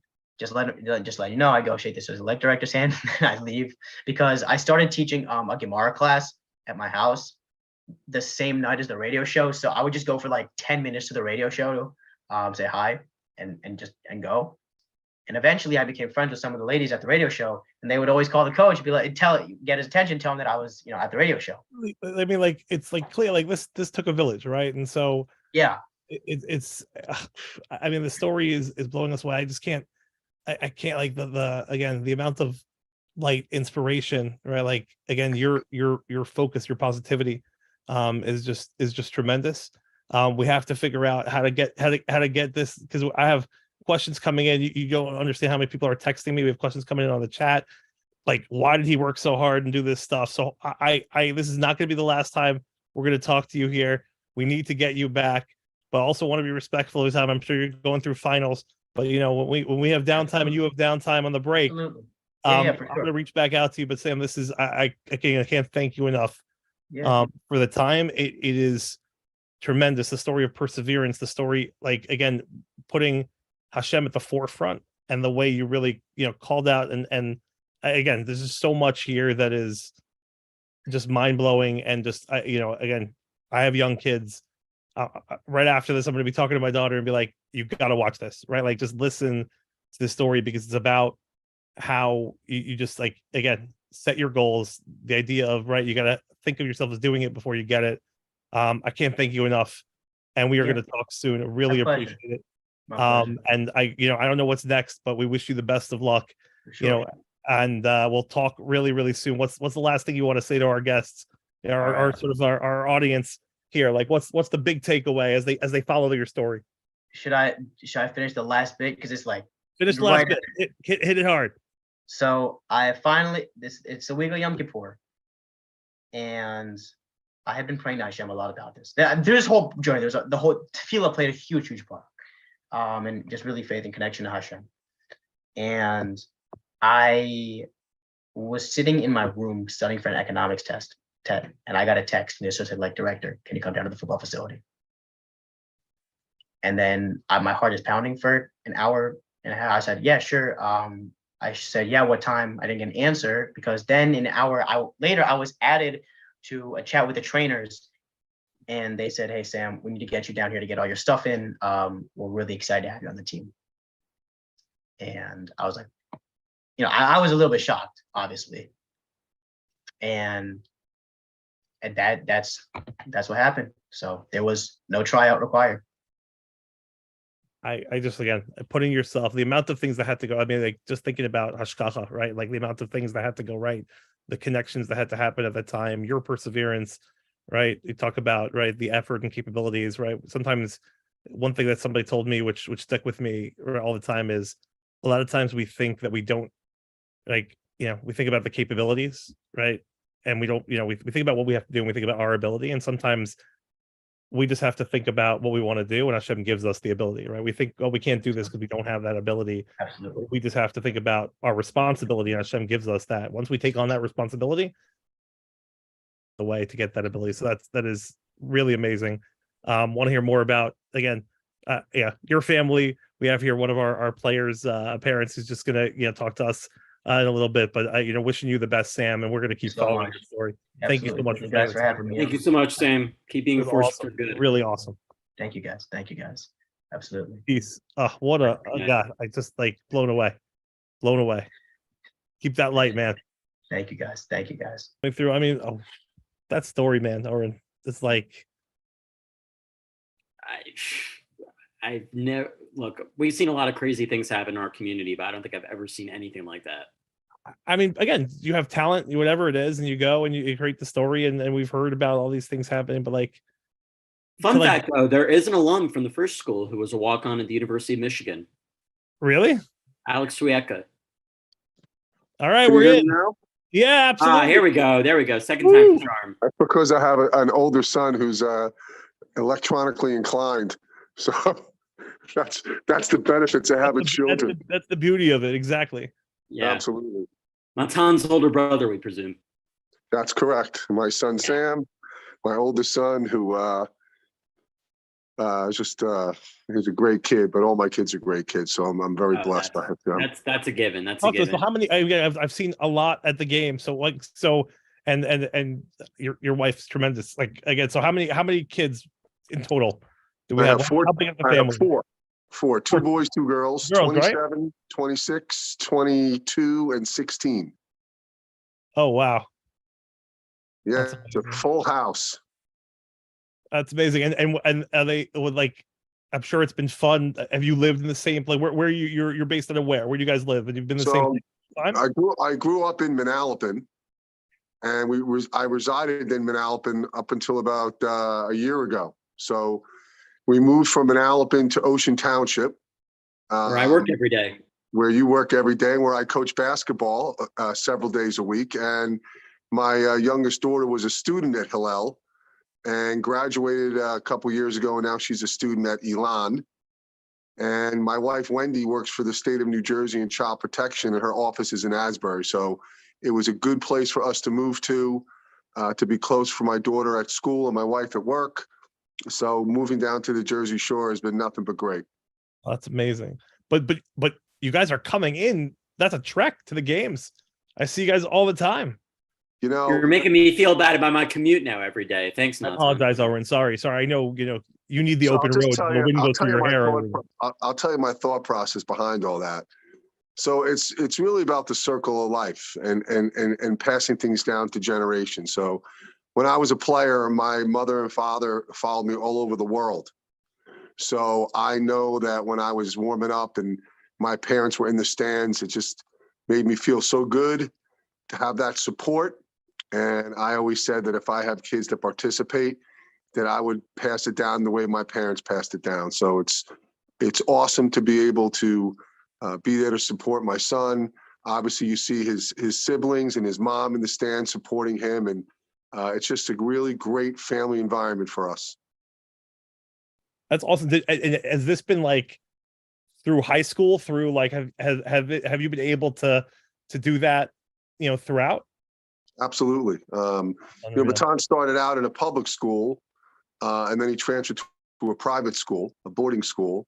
But we followed him, so it wasn't like we stopped going to his games when he transferred to another high school. It was just continued, and it was great to have his siblings and his parents to be there to support him.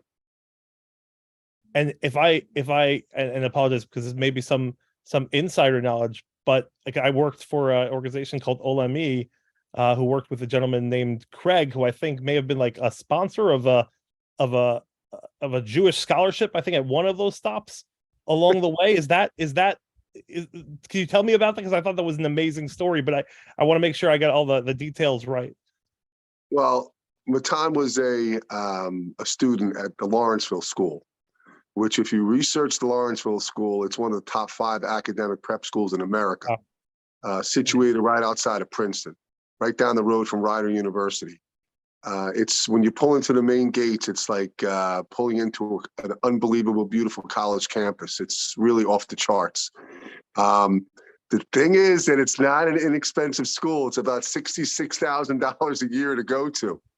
And because Matan because Matan excelled in the classroom and excelled on the hardwood, it basically gave him the opportunity to go there for free and to take advantage of every amenity possible that Lawrenceville had offered him, athletically, academically, and socially.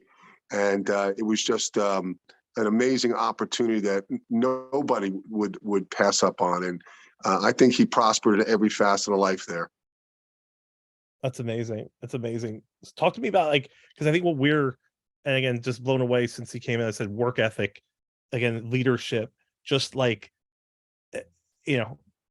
forget about, we're not talking in contrast to anything. We're just talking about him, really just plays the game the right way. His game is about involving others. He sets the tone even before this on defense, but we'll get to this season. But what was it like sort of as he came in? His expectations, how are those conversations, right? And especially we were talking about just before last year, when we think about it, we forget the fact that there was this, Matan starting, Jordan starting, it was Matan sort of that back and forth, and loved how neither of them really, they were both helping each other, right? And there wasn't any sort of, ego in this conversation, and that's what we've come to expect. But, what was it like? What were sort of some of the things, and how were you helping him through that process?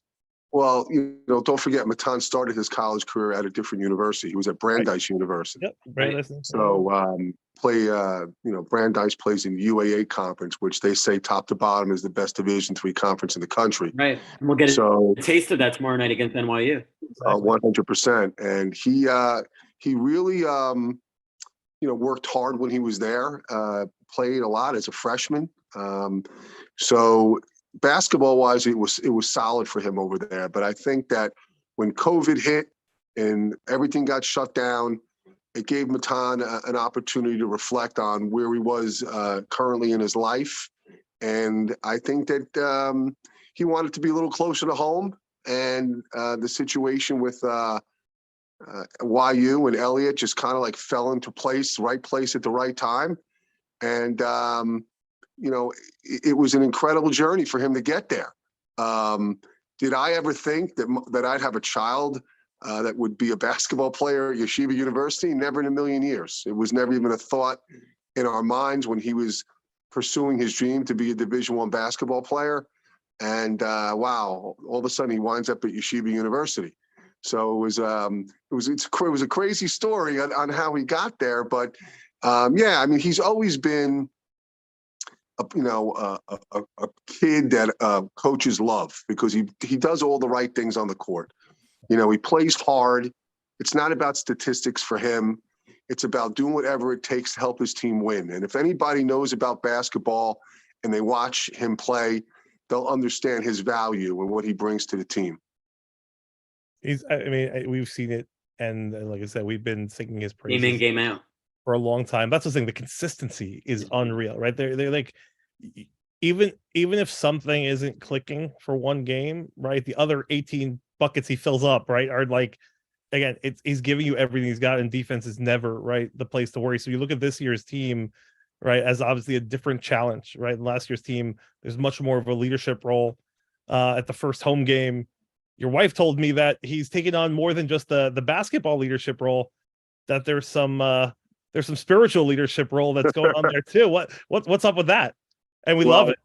I got to tell you again, you know, you talk about, you know, his Jewish journey and where he began and where he's at today. Yeah, he'll give his speeches to the team. And, you know, one of the things that Elliott had said to us when we were considering on Matan transferring was there's multi-levels of kids that attend YU and guys that play basketball. You do have some secular Jews and you have some conservative and you have Orthodox Jews. And Matan kind of found his way, and he would learn with his teammates, and then him and Gabe Leifer last year, they would learn together. And Matan just continued to grow in his Yiddishkeit, in his Jewish life. And he loves it, and he loves to learn, and he's like a sponge. And I think he approaches that the same way he plays the game. You know, whether he puts every ounce of effort into learning Judaism, the same way he puts every ounce of effort into the way he plays. And it shows. And as parents, we couldn't be more proud. What's it like? I mean, that's honestly, that's like that's it, right? Like that really is it. Like, you know, when I play, it's been that way, you know, for years. I think there's obviously, you know, the world around us, right, as continues to change and evolve, and especially college campuses, and that maybe that's obviously not, you know, the university college campus experience, but even 20 years ago when I was on the team, that's what it was, right? It always was sort of that balance between I think now they're better about not eating cholent on Shabbos before Saturday night games, Yes. which is always much more helpful. But I think that's been the beauty of it, and seeing the way the guys interact with each other. And this team, they seem so close, on the court and off the court. Like, they just seem like, and they look to him for that leadership, right? You could see it during the huddles, you could see it during points of the game. I'll tell you, the game last night, right, they're on this high, they're up 16, right, and then sort of Manhattanville starts to put their imprint on the game, and they're looking to Matan in that huddle. Like, Gary's pulling them in. He's, you know, there's a foul, he's pulling them into that defensive huddle. It's just tremendous to see that there really is, he's distinguished among, not just because he's a senior, but because of the attitude he has. And it's great to watch. But that team just loves playing with each other. They really feel like they do.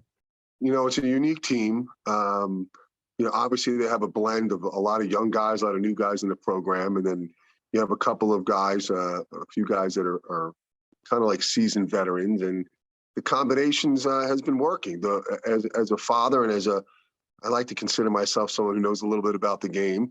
When I watch this team play, the thing that really stands out is that they compete and they don't give up. And when things go, you know, on the other side, and teams are making runs, and then all of a sudden we're down 6-7 points, and some teams can, can basically, throw in the towel. This team just finds a way to grind it out and fight back and fight through the adversity. And last night was another indication of that. I mean, it was a really unbelievable game. It was a great college basketball game to watch, and a lot of credit to those boys for really just fighting for 40 minutes.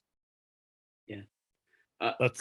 Coach, for as long as I've known you, you've always been a straight shooter, and I think you're the ideal guest for a podcast.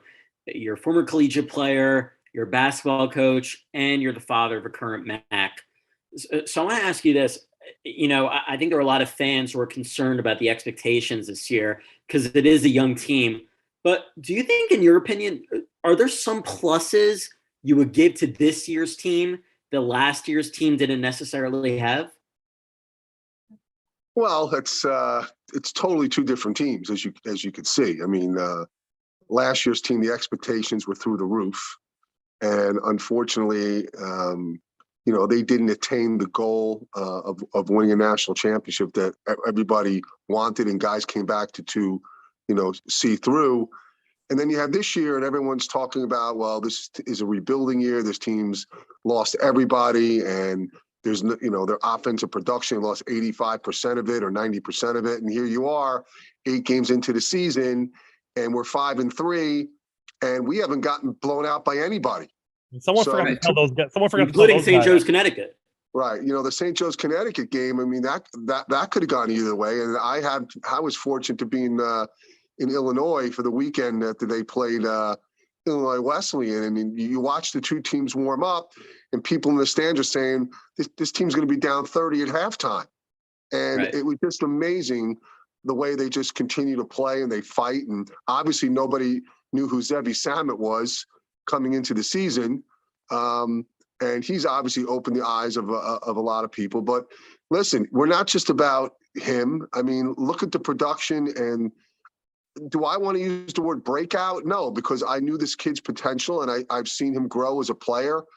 Oren Batesh has just been amazing. The kid, in my opinion, you give him 10 open threes, he's making 8 out of 10. This kid is one of the best shooters in the country, not just on a team or in the league. This kid is one of the best pure shooters around. And we have a lot of good offensive weapons. We really do. And we have guys that, know their roles. And I think that's the reason why the production's been there and the wins have been there. What do you see as, like, does this, knowing that obviously, Matan doesn't have the same, run as everyone else in terms of, multiple years right left. What do you look to see from this season as they grow? Because even I think from their own growth, like the fact that they've been able to come together so quickly in this way is testament. Do you see, a ceiling to where they are? Do you as you see them sort of to go forth, what would you like to see in their growth and maturity? Well, look, I think if you asked some of the senior leaders, they feel they're definitely going to be in there fighting for the conference championship, and they don't look at it as a rebuilding year. They look at there's new pieces to the puzzle, and they're just going to continue to grind and work and do whatever it needs to be done. I mean, we played Farmingdale, who happens to be a very, very good basketball team, and again, it was a really close game at home. Listen, it's a long season, the Skyline Conference, and we've already gotten 2 wins, great wins on the road in the last week. So I think this team has a chance to really, be, a Final Four team in that conference championship. And when you get to that point, anything's possible. And I think another thing is that, Zakheim was hurt the first 2 minutes of the first game of the season, and he hasn't even been on the floor. And he's a great, tough kid, and he's going to bring so much more to the team once he's able to get back on the floor, which I think is going to be this weekend. So once that happens, we're just going to be a deeper team, and we're going to be even better once this kid gets back into the flow. From your mouth to God's ears, I think it's obviously there was some different, right, but the Havdil different experience in last year, right, seeing similar thing, right, with Ethan coming in right away, suffering an injury and sort of having that come back. Obviously Max, we saw it early on, right, the ball handling needs of the team, some of the pressure that we saw early on. Aside from that, again, the toughness coming from D1, the urgency, it's we as fans we cannot wait to see that, together, and to see what they've already built so quickly and know what they can go through. Obviously tomorrow, like we were talking, joking before, I don't think NYU knows what conference they're in, as they play their sixth Skyline team, so far this young season, but they've really had their way with everybody else, including Farmingdale, by I think 20, obviously early in the season, but a 27-point victory, and they're more like the Max in terms of their offensive style, right? Shooting up threes, threes a game. It's going to be interesting. They I looked them over a little bit today. They're not an overly big team at all, but they're really guard heavy, and they have scorers, and they score. I mean they're beating teams like 25-30, and they're scoring 80 to 90. It sounds a little bit like what YU was over the last couple of years. Being able to score the basketball, but I know their head coach well. Who's a shore boy himself. Klotsky came over from being at Colgate as an assistant coach, and they have some grad transfers in there too. Program, I think one of them from Harvard, who was supposed to be a tremendous player. Friedman, he's leading 18 points a game, leading them. So look, my mentality is always this: if you're prepared and you compete, anything can happen on a basketball court. So I think that this team plays hard. YU I'm talking about, and you just don't know what can happen. So I'm excited to see the game tomorrow night.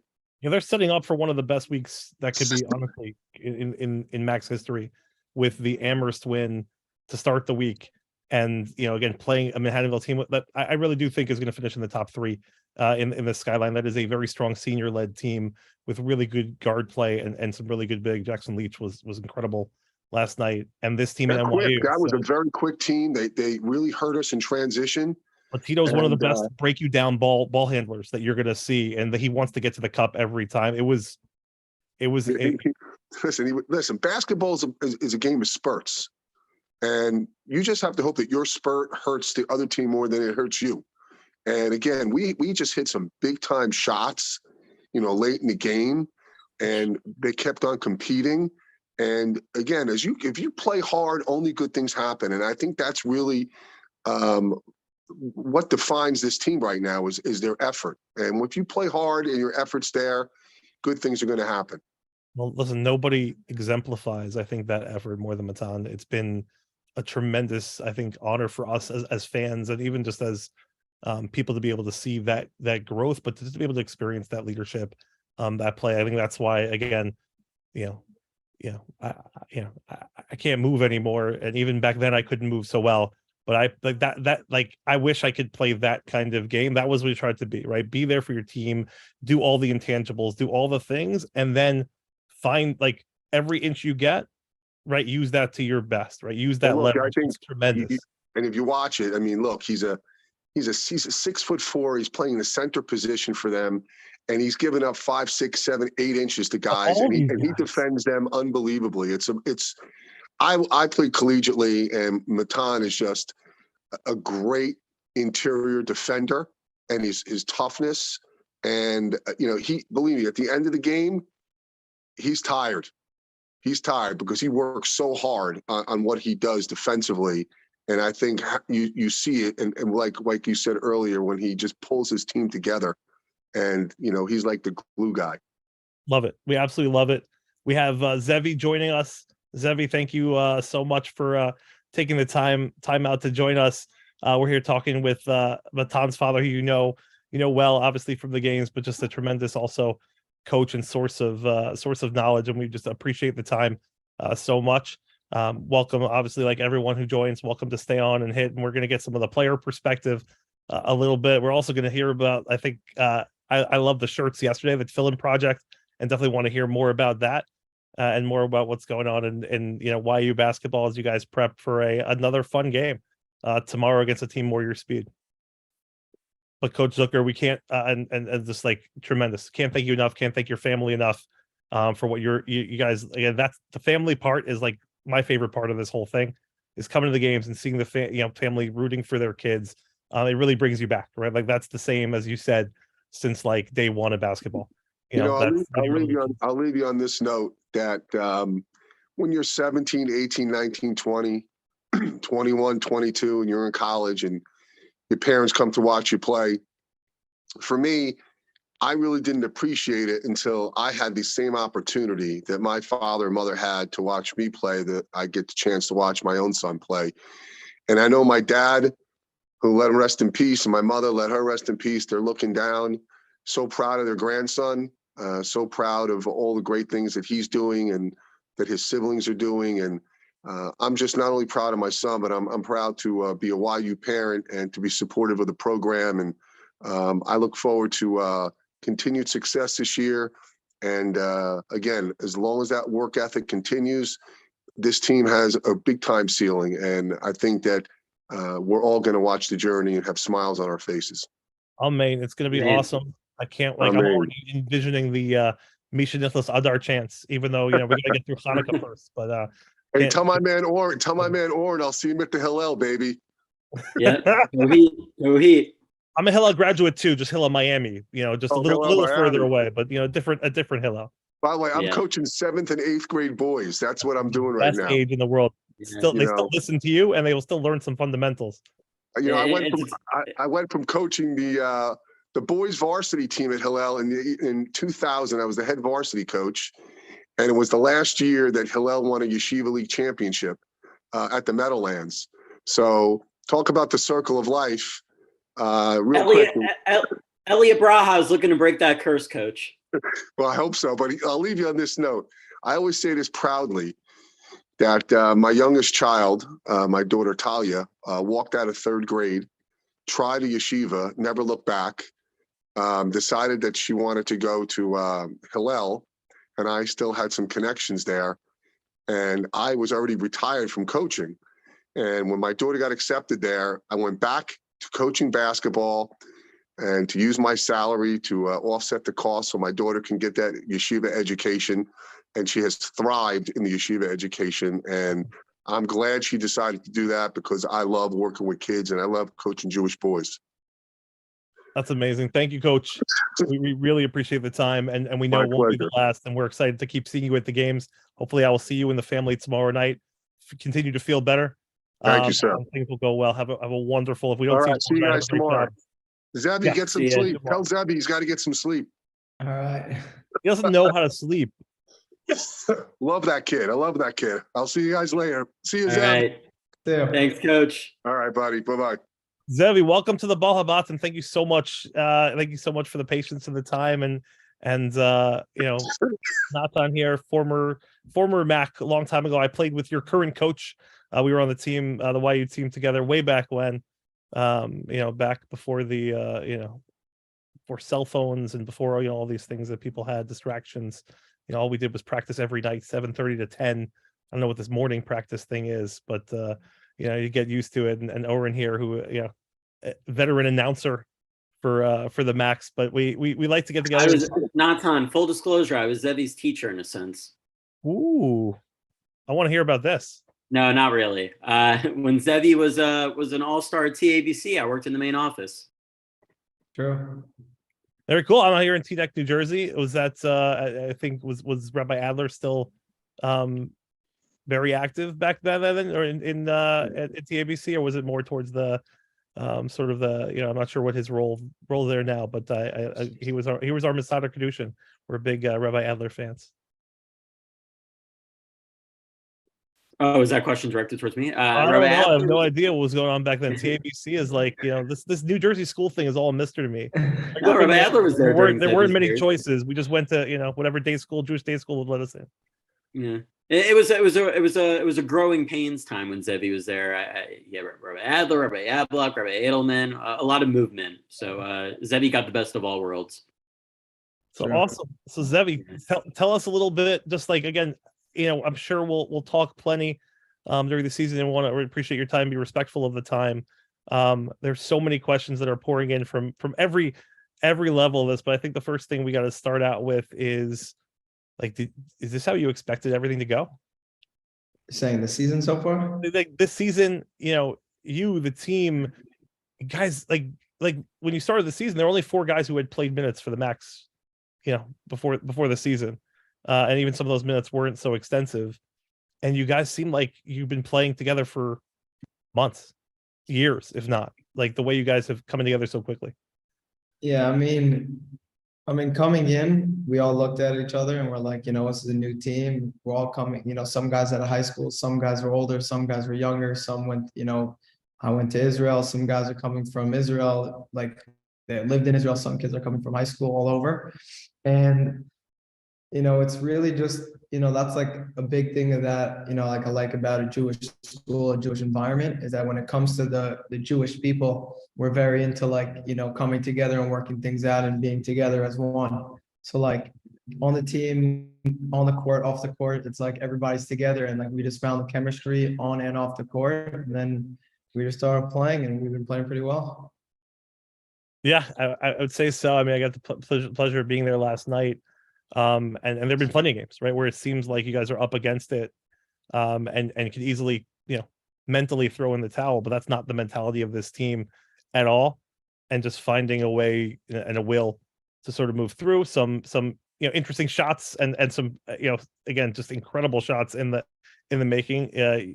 Not that you're unfamiliar with that apparently, but talk to us about like what's the prep like, right, in terms of the work that you're doing, the work that's happening to the game. Is it a different level, or is it really just like this is all, hey, this is what I expected, this is what people told me about, and I'm here to put in the work?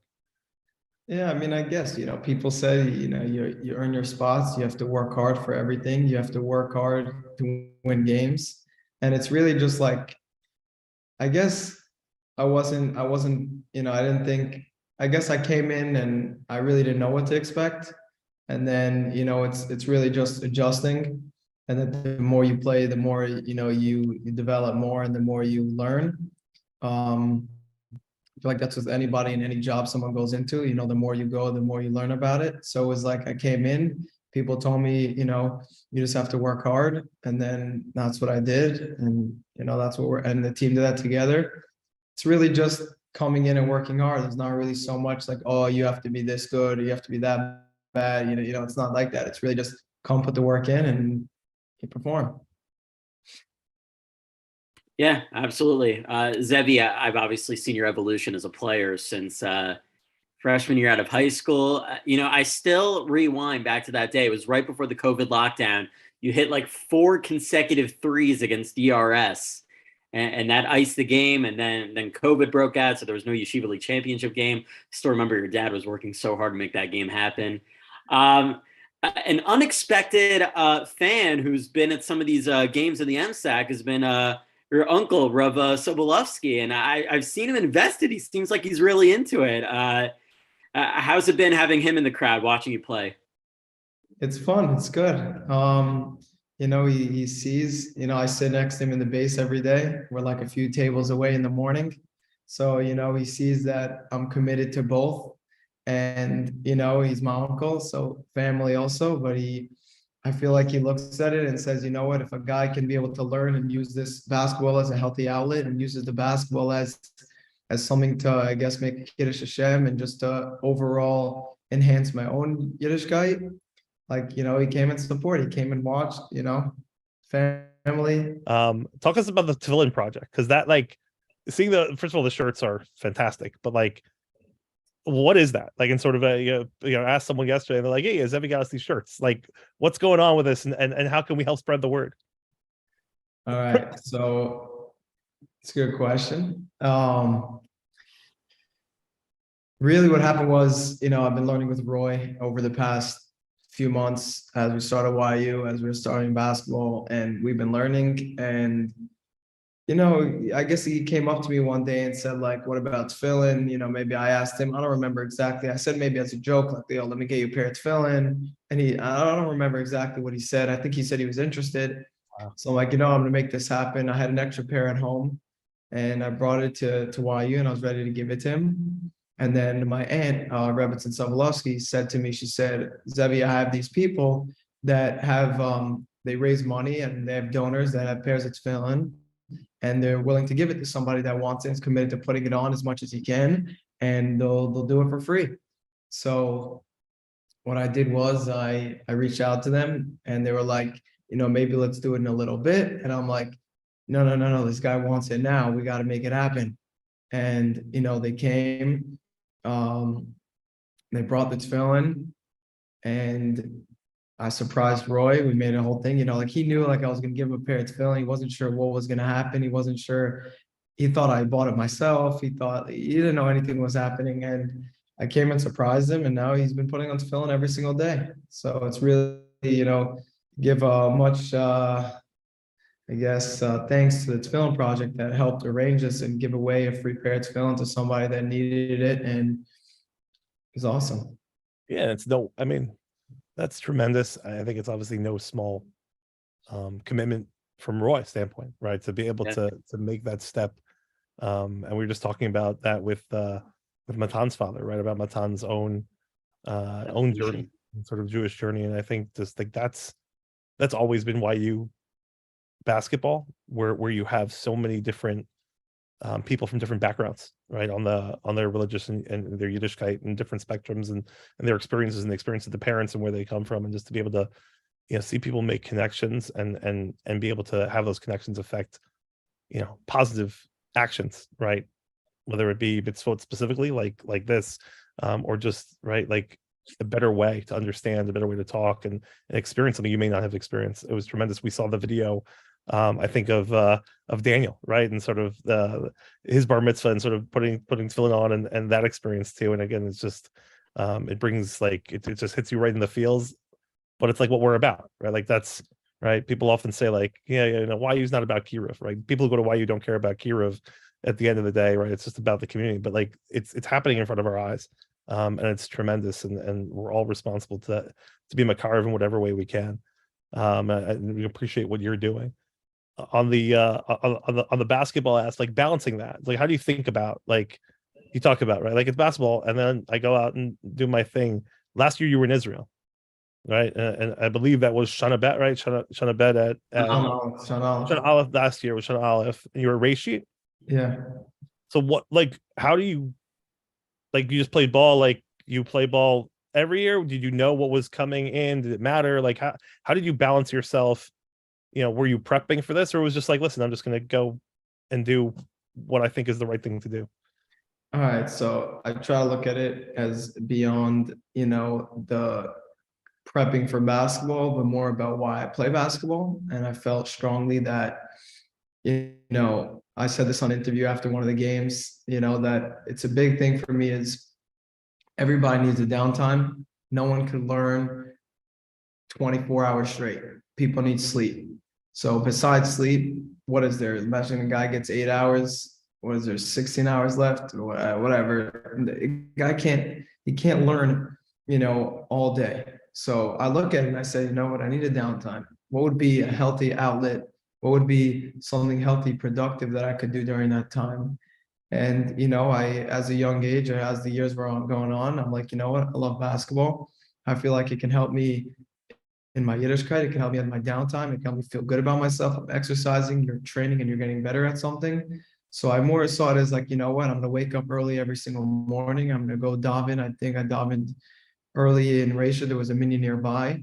I came back, played ball for 2 hours, and then went to morning share. And it was like, you know what? I started off my day feeling good, feeling healthy, feeling like I've been up for a few hours. And then it was like, so I look at it and I'm like, all right, this is going to boost me or give me fuel to make me feel good about myself, to make me feel healthy as a person. When somebody, doesn't work out so much or whatever it is, they feel like they need to. Like everyone has that feeling, oh, I got to move, I got to start exercising. So I feel that, I try to maintain that every single day.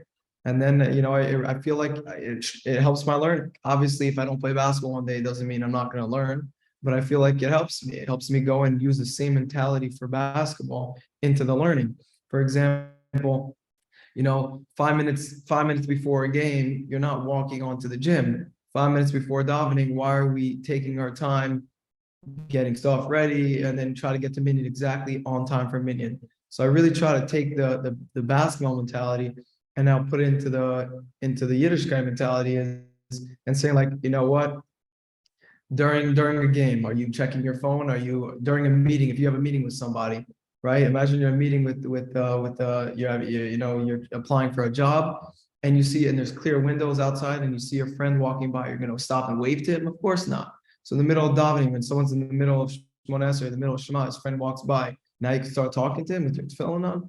So, I really try to put that basketball perspective and mentality and motivation and now put it into the Yiddishkeit. And so that's really what it was like in Israel. It's really like, you know what? I got to wake up early. I got a ball. Yes, it's going to be hard. I wish it was easy every single morning. It's going to be hard, but bigger picture, I'm playing because it's part of my avodas Hashem. And, I feel like Hashem gave me talents, and for me not to use them is a waste. So I put that in the morning, and then I learned, and some days I play ball a little bit in the afternoon. And it was really like, I thought heavily about going back another year, and there was a lot going on in the summer.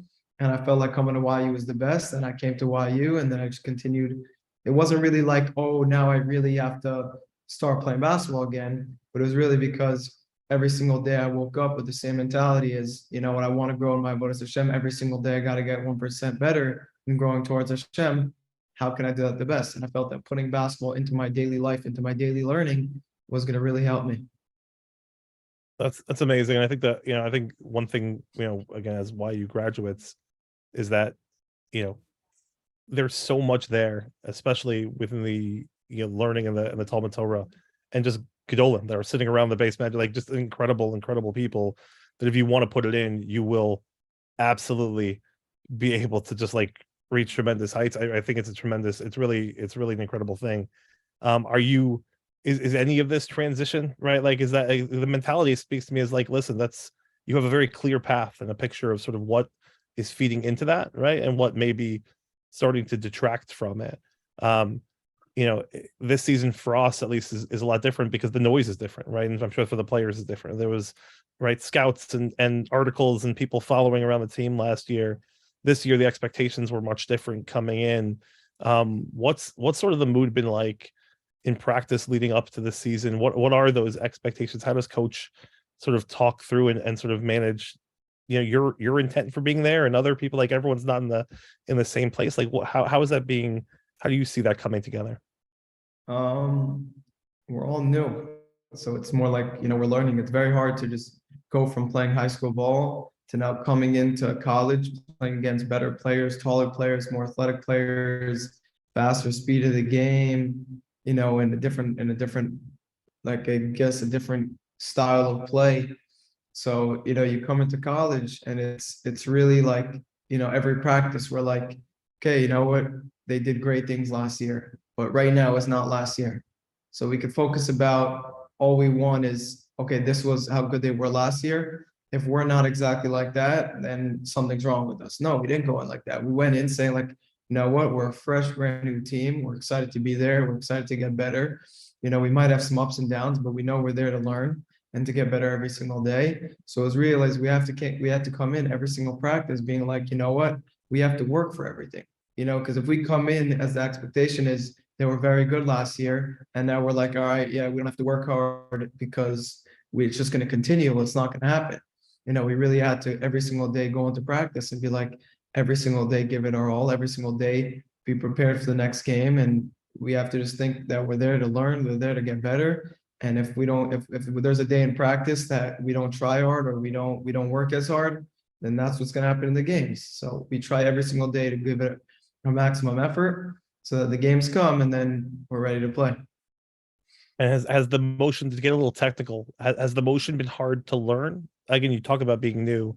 For you specifically, has the motion been hard to pick up? Or do you feel like the repetition has been, tremendous, and obviously the game part of it? Yeah, obviously 100%. The game and the practice has been helping a lot. But it's the same with anything. You put one guy on the court and you just tell him to move around, we'll be doing great. You tell two guys, now they have to communicate. It's really, really about communicating and playing as a team. The second we start not doing that and not communicating, then it gets hard. So it really is, we just got to keep moving, keep communicating. And when we do that, it's not as difficult, but it's not a one guy team. It's not one guy on there. It's really all five guys have to communicate and play together. And then it's not as hard. But the second we start falling apart and don't communicate, and everyone thinks that, it's, one guy has to do his part and the other four guys don't, or two guys have to, and then we're going to fall apart. So really it's all five guys have to be in it together. Offense or defense? Which do you like? Which do you challenge yourself more on? Need to work on my defense more. How is it like? Is you talked about the level of play, right? Do you feel like it's more reliant on ball defense, or do you feel like it's there's more of a team defense and sort of knowing where to go? Is that part of it? It's both. It's really about knowing where to be. Each person has to keep his man in a certain position, and then if he does his part, and then let's just say he does his part, and then the ball gets passed. If the other 3 guys or 4 guys are not there, then nothing happens. Then the guy who did his job didn't do anything because the rest of the guys didn't help him there. So it's really like, again, all 5 guys have to be there communicating, and then we'll be able to do well. Who keeps the locker room the lightest on this team? Like who's keeping you guys loose? Who's that personality? Seems like Gav. Yeah. What do you mean loose? Like who? I don't know who like what's the vibe in the locker room? You guys serious, joking? I mean, you guys seem to have fun out there.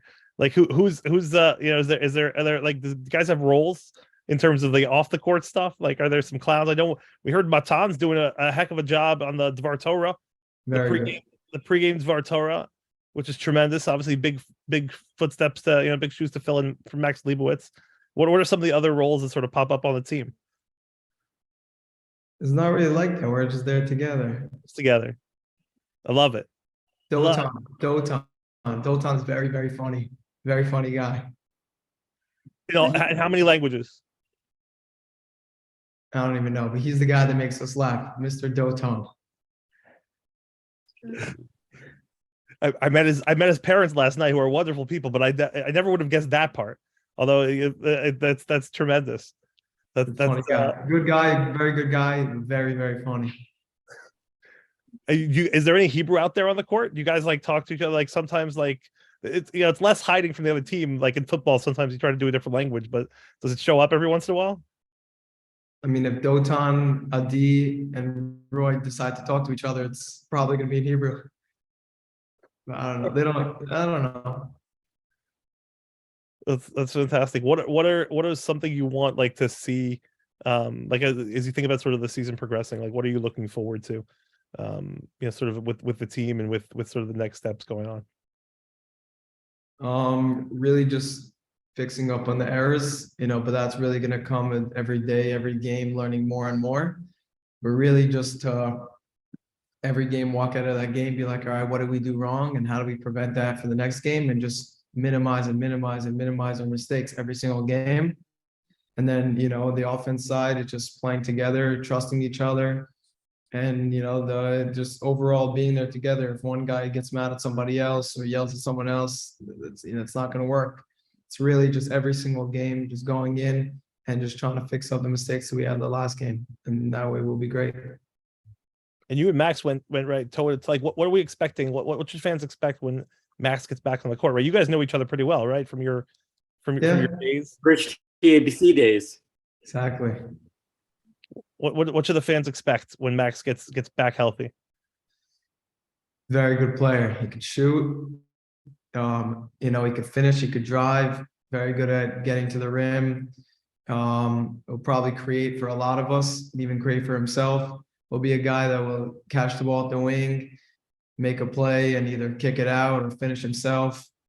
He'll share the ball, score, help us on defense tremendously. Just be a team player, and he'll help us create. I love just the to me the ball handling, right? So right now the ball handling, what he'll add to that. There are teams, right? Some teams have come out and played more press than I think we've seen in multiple years past, right? So whether it's in coming back in games or otherwise, so having another ball handler would be tremendous. We want to be respectful of your time. We really thank you so much for being here and incredible. I'm going to ask you two things if you can do. I'm going to tell you the second thing first, so you can think about it a little bit. But I want you to leave us with a little shtickle Torah, something to like think about, about something that you're learning now, something that's on your mind, something that you think will help people, right? So think about that, and then I'll tell you, like, what is there a pre or post game food ritual that exists yet? Like, I know there are big debates about, Burgers and Grill and Golan, and I think there's room for everything, right? All kinds of Jews, so all kinds of food. But do you have anything in your rituals so far, and sort of being on campus, that sort of jumps out at you? Not really. I don't know. Nothing yet. It used to be He's the a big freshman. thing last year. Exactly. They have to set their own tone. They got to figure out what they're what they're going to do as they get together with the Max Live folks. But leave us with a little bit of something here. Tell something about anything. I don't want to put you on the spot, but if I have to cover, I will. My bar mitzvah parts is Vayese, so I'm getting ready to lane this week at Youth Mini at Shul. There's a lot going on. It doesn't have to be partial. What's you guys learn? What are you learning this year? Is there a Be'in share and a Bekia share going on? We're learning Gittin. Gittin, Be'in, And Bekias. and Bekias. I just got done. We got done with 2+ years of Kasuba, Nice. 2+ years of almost now we're in Kasuba. So it's like the concepts are fantastic. Like, you end up with things that are like, It's hard. I had no idea it came from here. Like, no idea. Like, just sort of like opening up. What's something that's popped up? That's what's been a hard area. A lot of review. I don't know. It's hard overall. It's a lot. I'll give a quick part. We'll give one on last week's parsha, and then we'll give. Yikes. Okay, we'll give one on last week's parsha, and then we'll give a Rosh Chodesh, because it just happened. So last week's parsha, we know that our shuls, Yaakov would kick to try to get out, and when she would walk by Avodah Zarah, Asa would try to get out. So the famous question, right? She knew that she was going to have two kids. One's going to be evil, one's going to be good. So the famous question is what about free choice? People are born and they have free choice. So she knew that both of her children are not going to have free choice. So why are they going to be born? So the answer is that Yaakov could have been like Esau if he wanted to. He could have been evil. And Esau could have been like Yaakov if he wanted to. But they each decided that he wanted to go bad, Esau, and Yaakov wanted to go good. So one or the other, Yaakov had the free choice to follow Esau, and he chose not to. And Esau had the free choice to follow Yaakov, and he didn't want to. I take out of that is that every single person has free choice. Every single person could go a good route or a bad route. Every person's going to be in different situations. And then he really has to think about, do I want to tag along with guys that are not doing the best things, or do I want to follow in the path that I know is the right path, come closer to Hashem? So that's one thing to think about. And then for Rosh Chodesh, I actually heard from my brother-in-law, gave me this vart. He said the whole point of Hallel on Rosh Chodesh is thanking Hashem, praising Hashem. But then we say Min HaMetzer. We're talking about hardships, and then we say Ana Hashem Oshiana, Ana Hashem Atzichana. Hashem save us, and Hashem bring us success. So we're saying is, why are we saying Hashem, thank you so much, and then we're saying, oh, please save us? What is he saving us from? So he answered me, he said, if you look at it overall as a Jew's life, he wakes up, he's very happy. Even if somebody has hardships, overall a person looks at his life, he says, you know what, I'm born into a Jewish family, I have good morals, I have good foundations, I have a good family, I have good food, I have Shabbos. Overall in a person's life, majority of his life, he's really happy. So we're thanking Hashem for that. We're thanking Hashem for giving us an amazing family, amazing opportunities to grow closer to him, amazing Torah to learn. But then we say, you know what, Hashem, there's 1% that things are not going well. We have encounters with people that we don't want to have encounters with. Sometimes we mess up and we speak Lashon Hara. Sometimes people say things that we wish we didn't hear. Or sometimes, we're in a situation that we don't want to be in, but we're there. Sometimes, they can go on for the 1% of things that are not the best in our life. Maybe you lose your wallet, or maybe a person, gets a bruise or something, whatever that is. So that's when we say that 1%, we're saying, Ana Hashem Mashiach. So we say, Hashem, thank you so much for everything you gave us, but the 1% that things are not going the best, please save us and bring us success.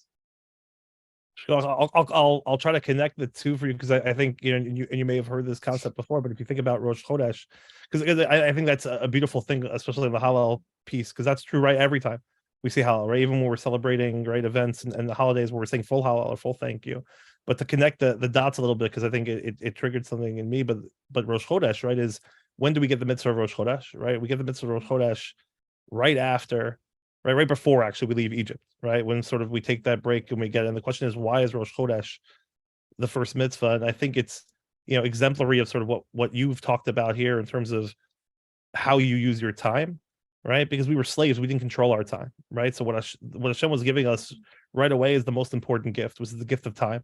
You are now in control of your time, right? But as you said, the Yaakov and Esav piece is how you use it. That's up to you, right? You have free will about how you use that time, right? And so we got that mitzvah right before we left Egypt, and I think what we're seeing, what we're doing and hearing, and just again incredibly inspiring from our first guest all the way through to this conversation is, right, be really careful about how you use your time, right? Know why you're using your time and know what the value of your time is. And we can't thank you enough for using your time here, because it's not about us having this conversation and like I'll walk away inspired. No one will walk away inspired, but I think it's about the people who are seeing it, the kids that you're going to see and seeing at the games, the people to really understand and really know what this is about. And we really appreciate you choosing to use your time here. And thank you so much. We won't keep you any longer, but we'll hopefully see you tomorrow, and everything will be just, again, regardless, win or lose, enjoyable, and walk into Shabbos feeling like we're using our time the best we can. That's hopefully a bracha that we'll all have to be able to do. So thank you, Zevi. Thank you, so much. Oren. We'll close up a little bit after this, but thank you and have an amazing night. Get some, as Coach Zucker said, get some rest. See you later, Zevi. We'll talk. Early and do what you do. All right. Thank you so much. Take care. All right, I think that was the first on the ball of boxing. We had a Devar Torah given by YU Mac, and the hottest player on the team, no less. Yeah, I think it's going to be although it's not the first time we've had it on this show. You know, trying to stick, you know, trying to carry on sort of the legacy of Rabbi Ari Lamb. Hopefully he'll you know, we'll be able to find his whereabouts soon enough and get him back into this. I know he's quite busy in general, but he's I'll channel my inner Ari Lamb. I should have brought in Zevi, but we had Zevi come out at the same time as Coach Zucker. I could have called him Sam at the Gambit. we all sorts of, I mean, honestly, I love the Splash Brothers piece. I love the Zev Curry.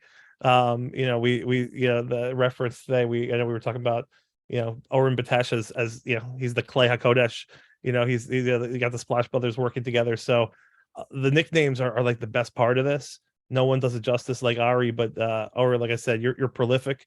It's been a pleasure having this conversation. I can't wait for tomorrow night. I know it's late at night. Thank you for everyone who stayed with us. I love the chat. I think that's Sibby basically saying go to bed. Go to bed, Zevi. He wants him to get some rest. You know, Simi and Coach Zucker having the same. Yeah, we can't be held liable by any means. Same regimen. Exactly. As long as we got. And by the way, you know he's going back to do some chazara or something else. Like you know, it's not. Oh yeah, he's not crashing. It's not us. There's no way he's crashing. That was a very awake. That was a very awake face, but just incredibly calm. And you see that out there on the court, right? Like again, living with purpose at such a young age to understand what that, you know, have an idea of what that purpose is. Honestly, our first conversation has left me just like in such a great space, because it's also, right, it's a whole different conversation, but there's purpose that came out with our conversation with Sam and Coach Zucker. Just again, listen to the thing. It's just take advantage of people who have lived the experience and are able to share that. Like I wish I opened my eyes more to people like Coach Zucker who were around me, because there were plenty of people like that. And I was just a young kid who didn't care and thought I learned everything I could. So I've been blown away by this conversation. Oren, thank you for being on this journey of a longer episode with us, but really well worth the time. And I hope we'll be talking a lot. Definitely eventful, a wealth of information. I think it actually outdid the length of a Harold Katz podcast. Yeah, we have to. I mean, tell me more things we have to do. But like, I'm just trying to figure out how we earn our logo. Like that's what we can like. The Harold Katz podcast is the best logo in the business. And I'm not like literally in all of Apple Podcast, wherever it shows up, it's fantastic and so fitting. So we got to figure out what we're gonna do. We got to you know, elevate the Bal Habatim logo here. Well, we have a group nickname, but there's only one Godfather. Yeah, that's true. That's true. There is only one. It's only one Godfather, and maybe he will grace. We'll set up the the dueling banjos of Shua, and Shua's analytics, and Harold's just incredible experience as well. And we have a lot of conversations that'll be coming. This Max team will keep pleasing the audience, and this has been a tremendous journey. We'll talk soon. Tomorrow night to look forward to in Brooklyn, NYU, big test. And then again, back home, are we playing? Is it Mount St. Mary's or Mount St. Vincent? I got to go look at the schedule again. No, Mount St. Mary's Saturday night, Mount St. Vincent Monday night. Monday. These are, again, big games just to get into that, really set ourselves. Dylan Hode, Monday night. Dylan Hode. We love the Hode family and excited to see that team in. So this is awesome. Have a wonderful night. Thank you to everyone listening again. Subscribe, like. Thank you, Mayor, on the ones and twos. Really appreciate it. This is tremendous, and have a wonderful night, guys.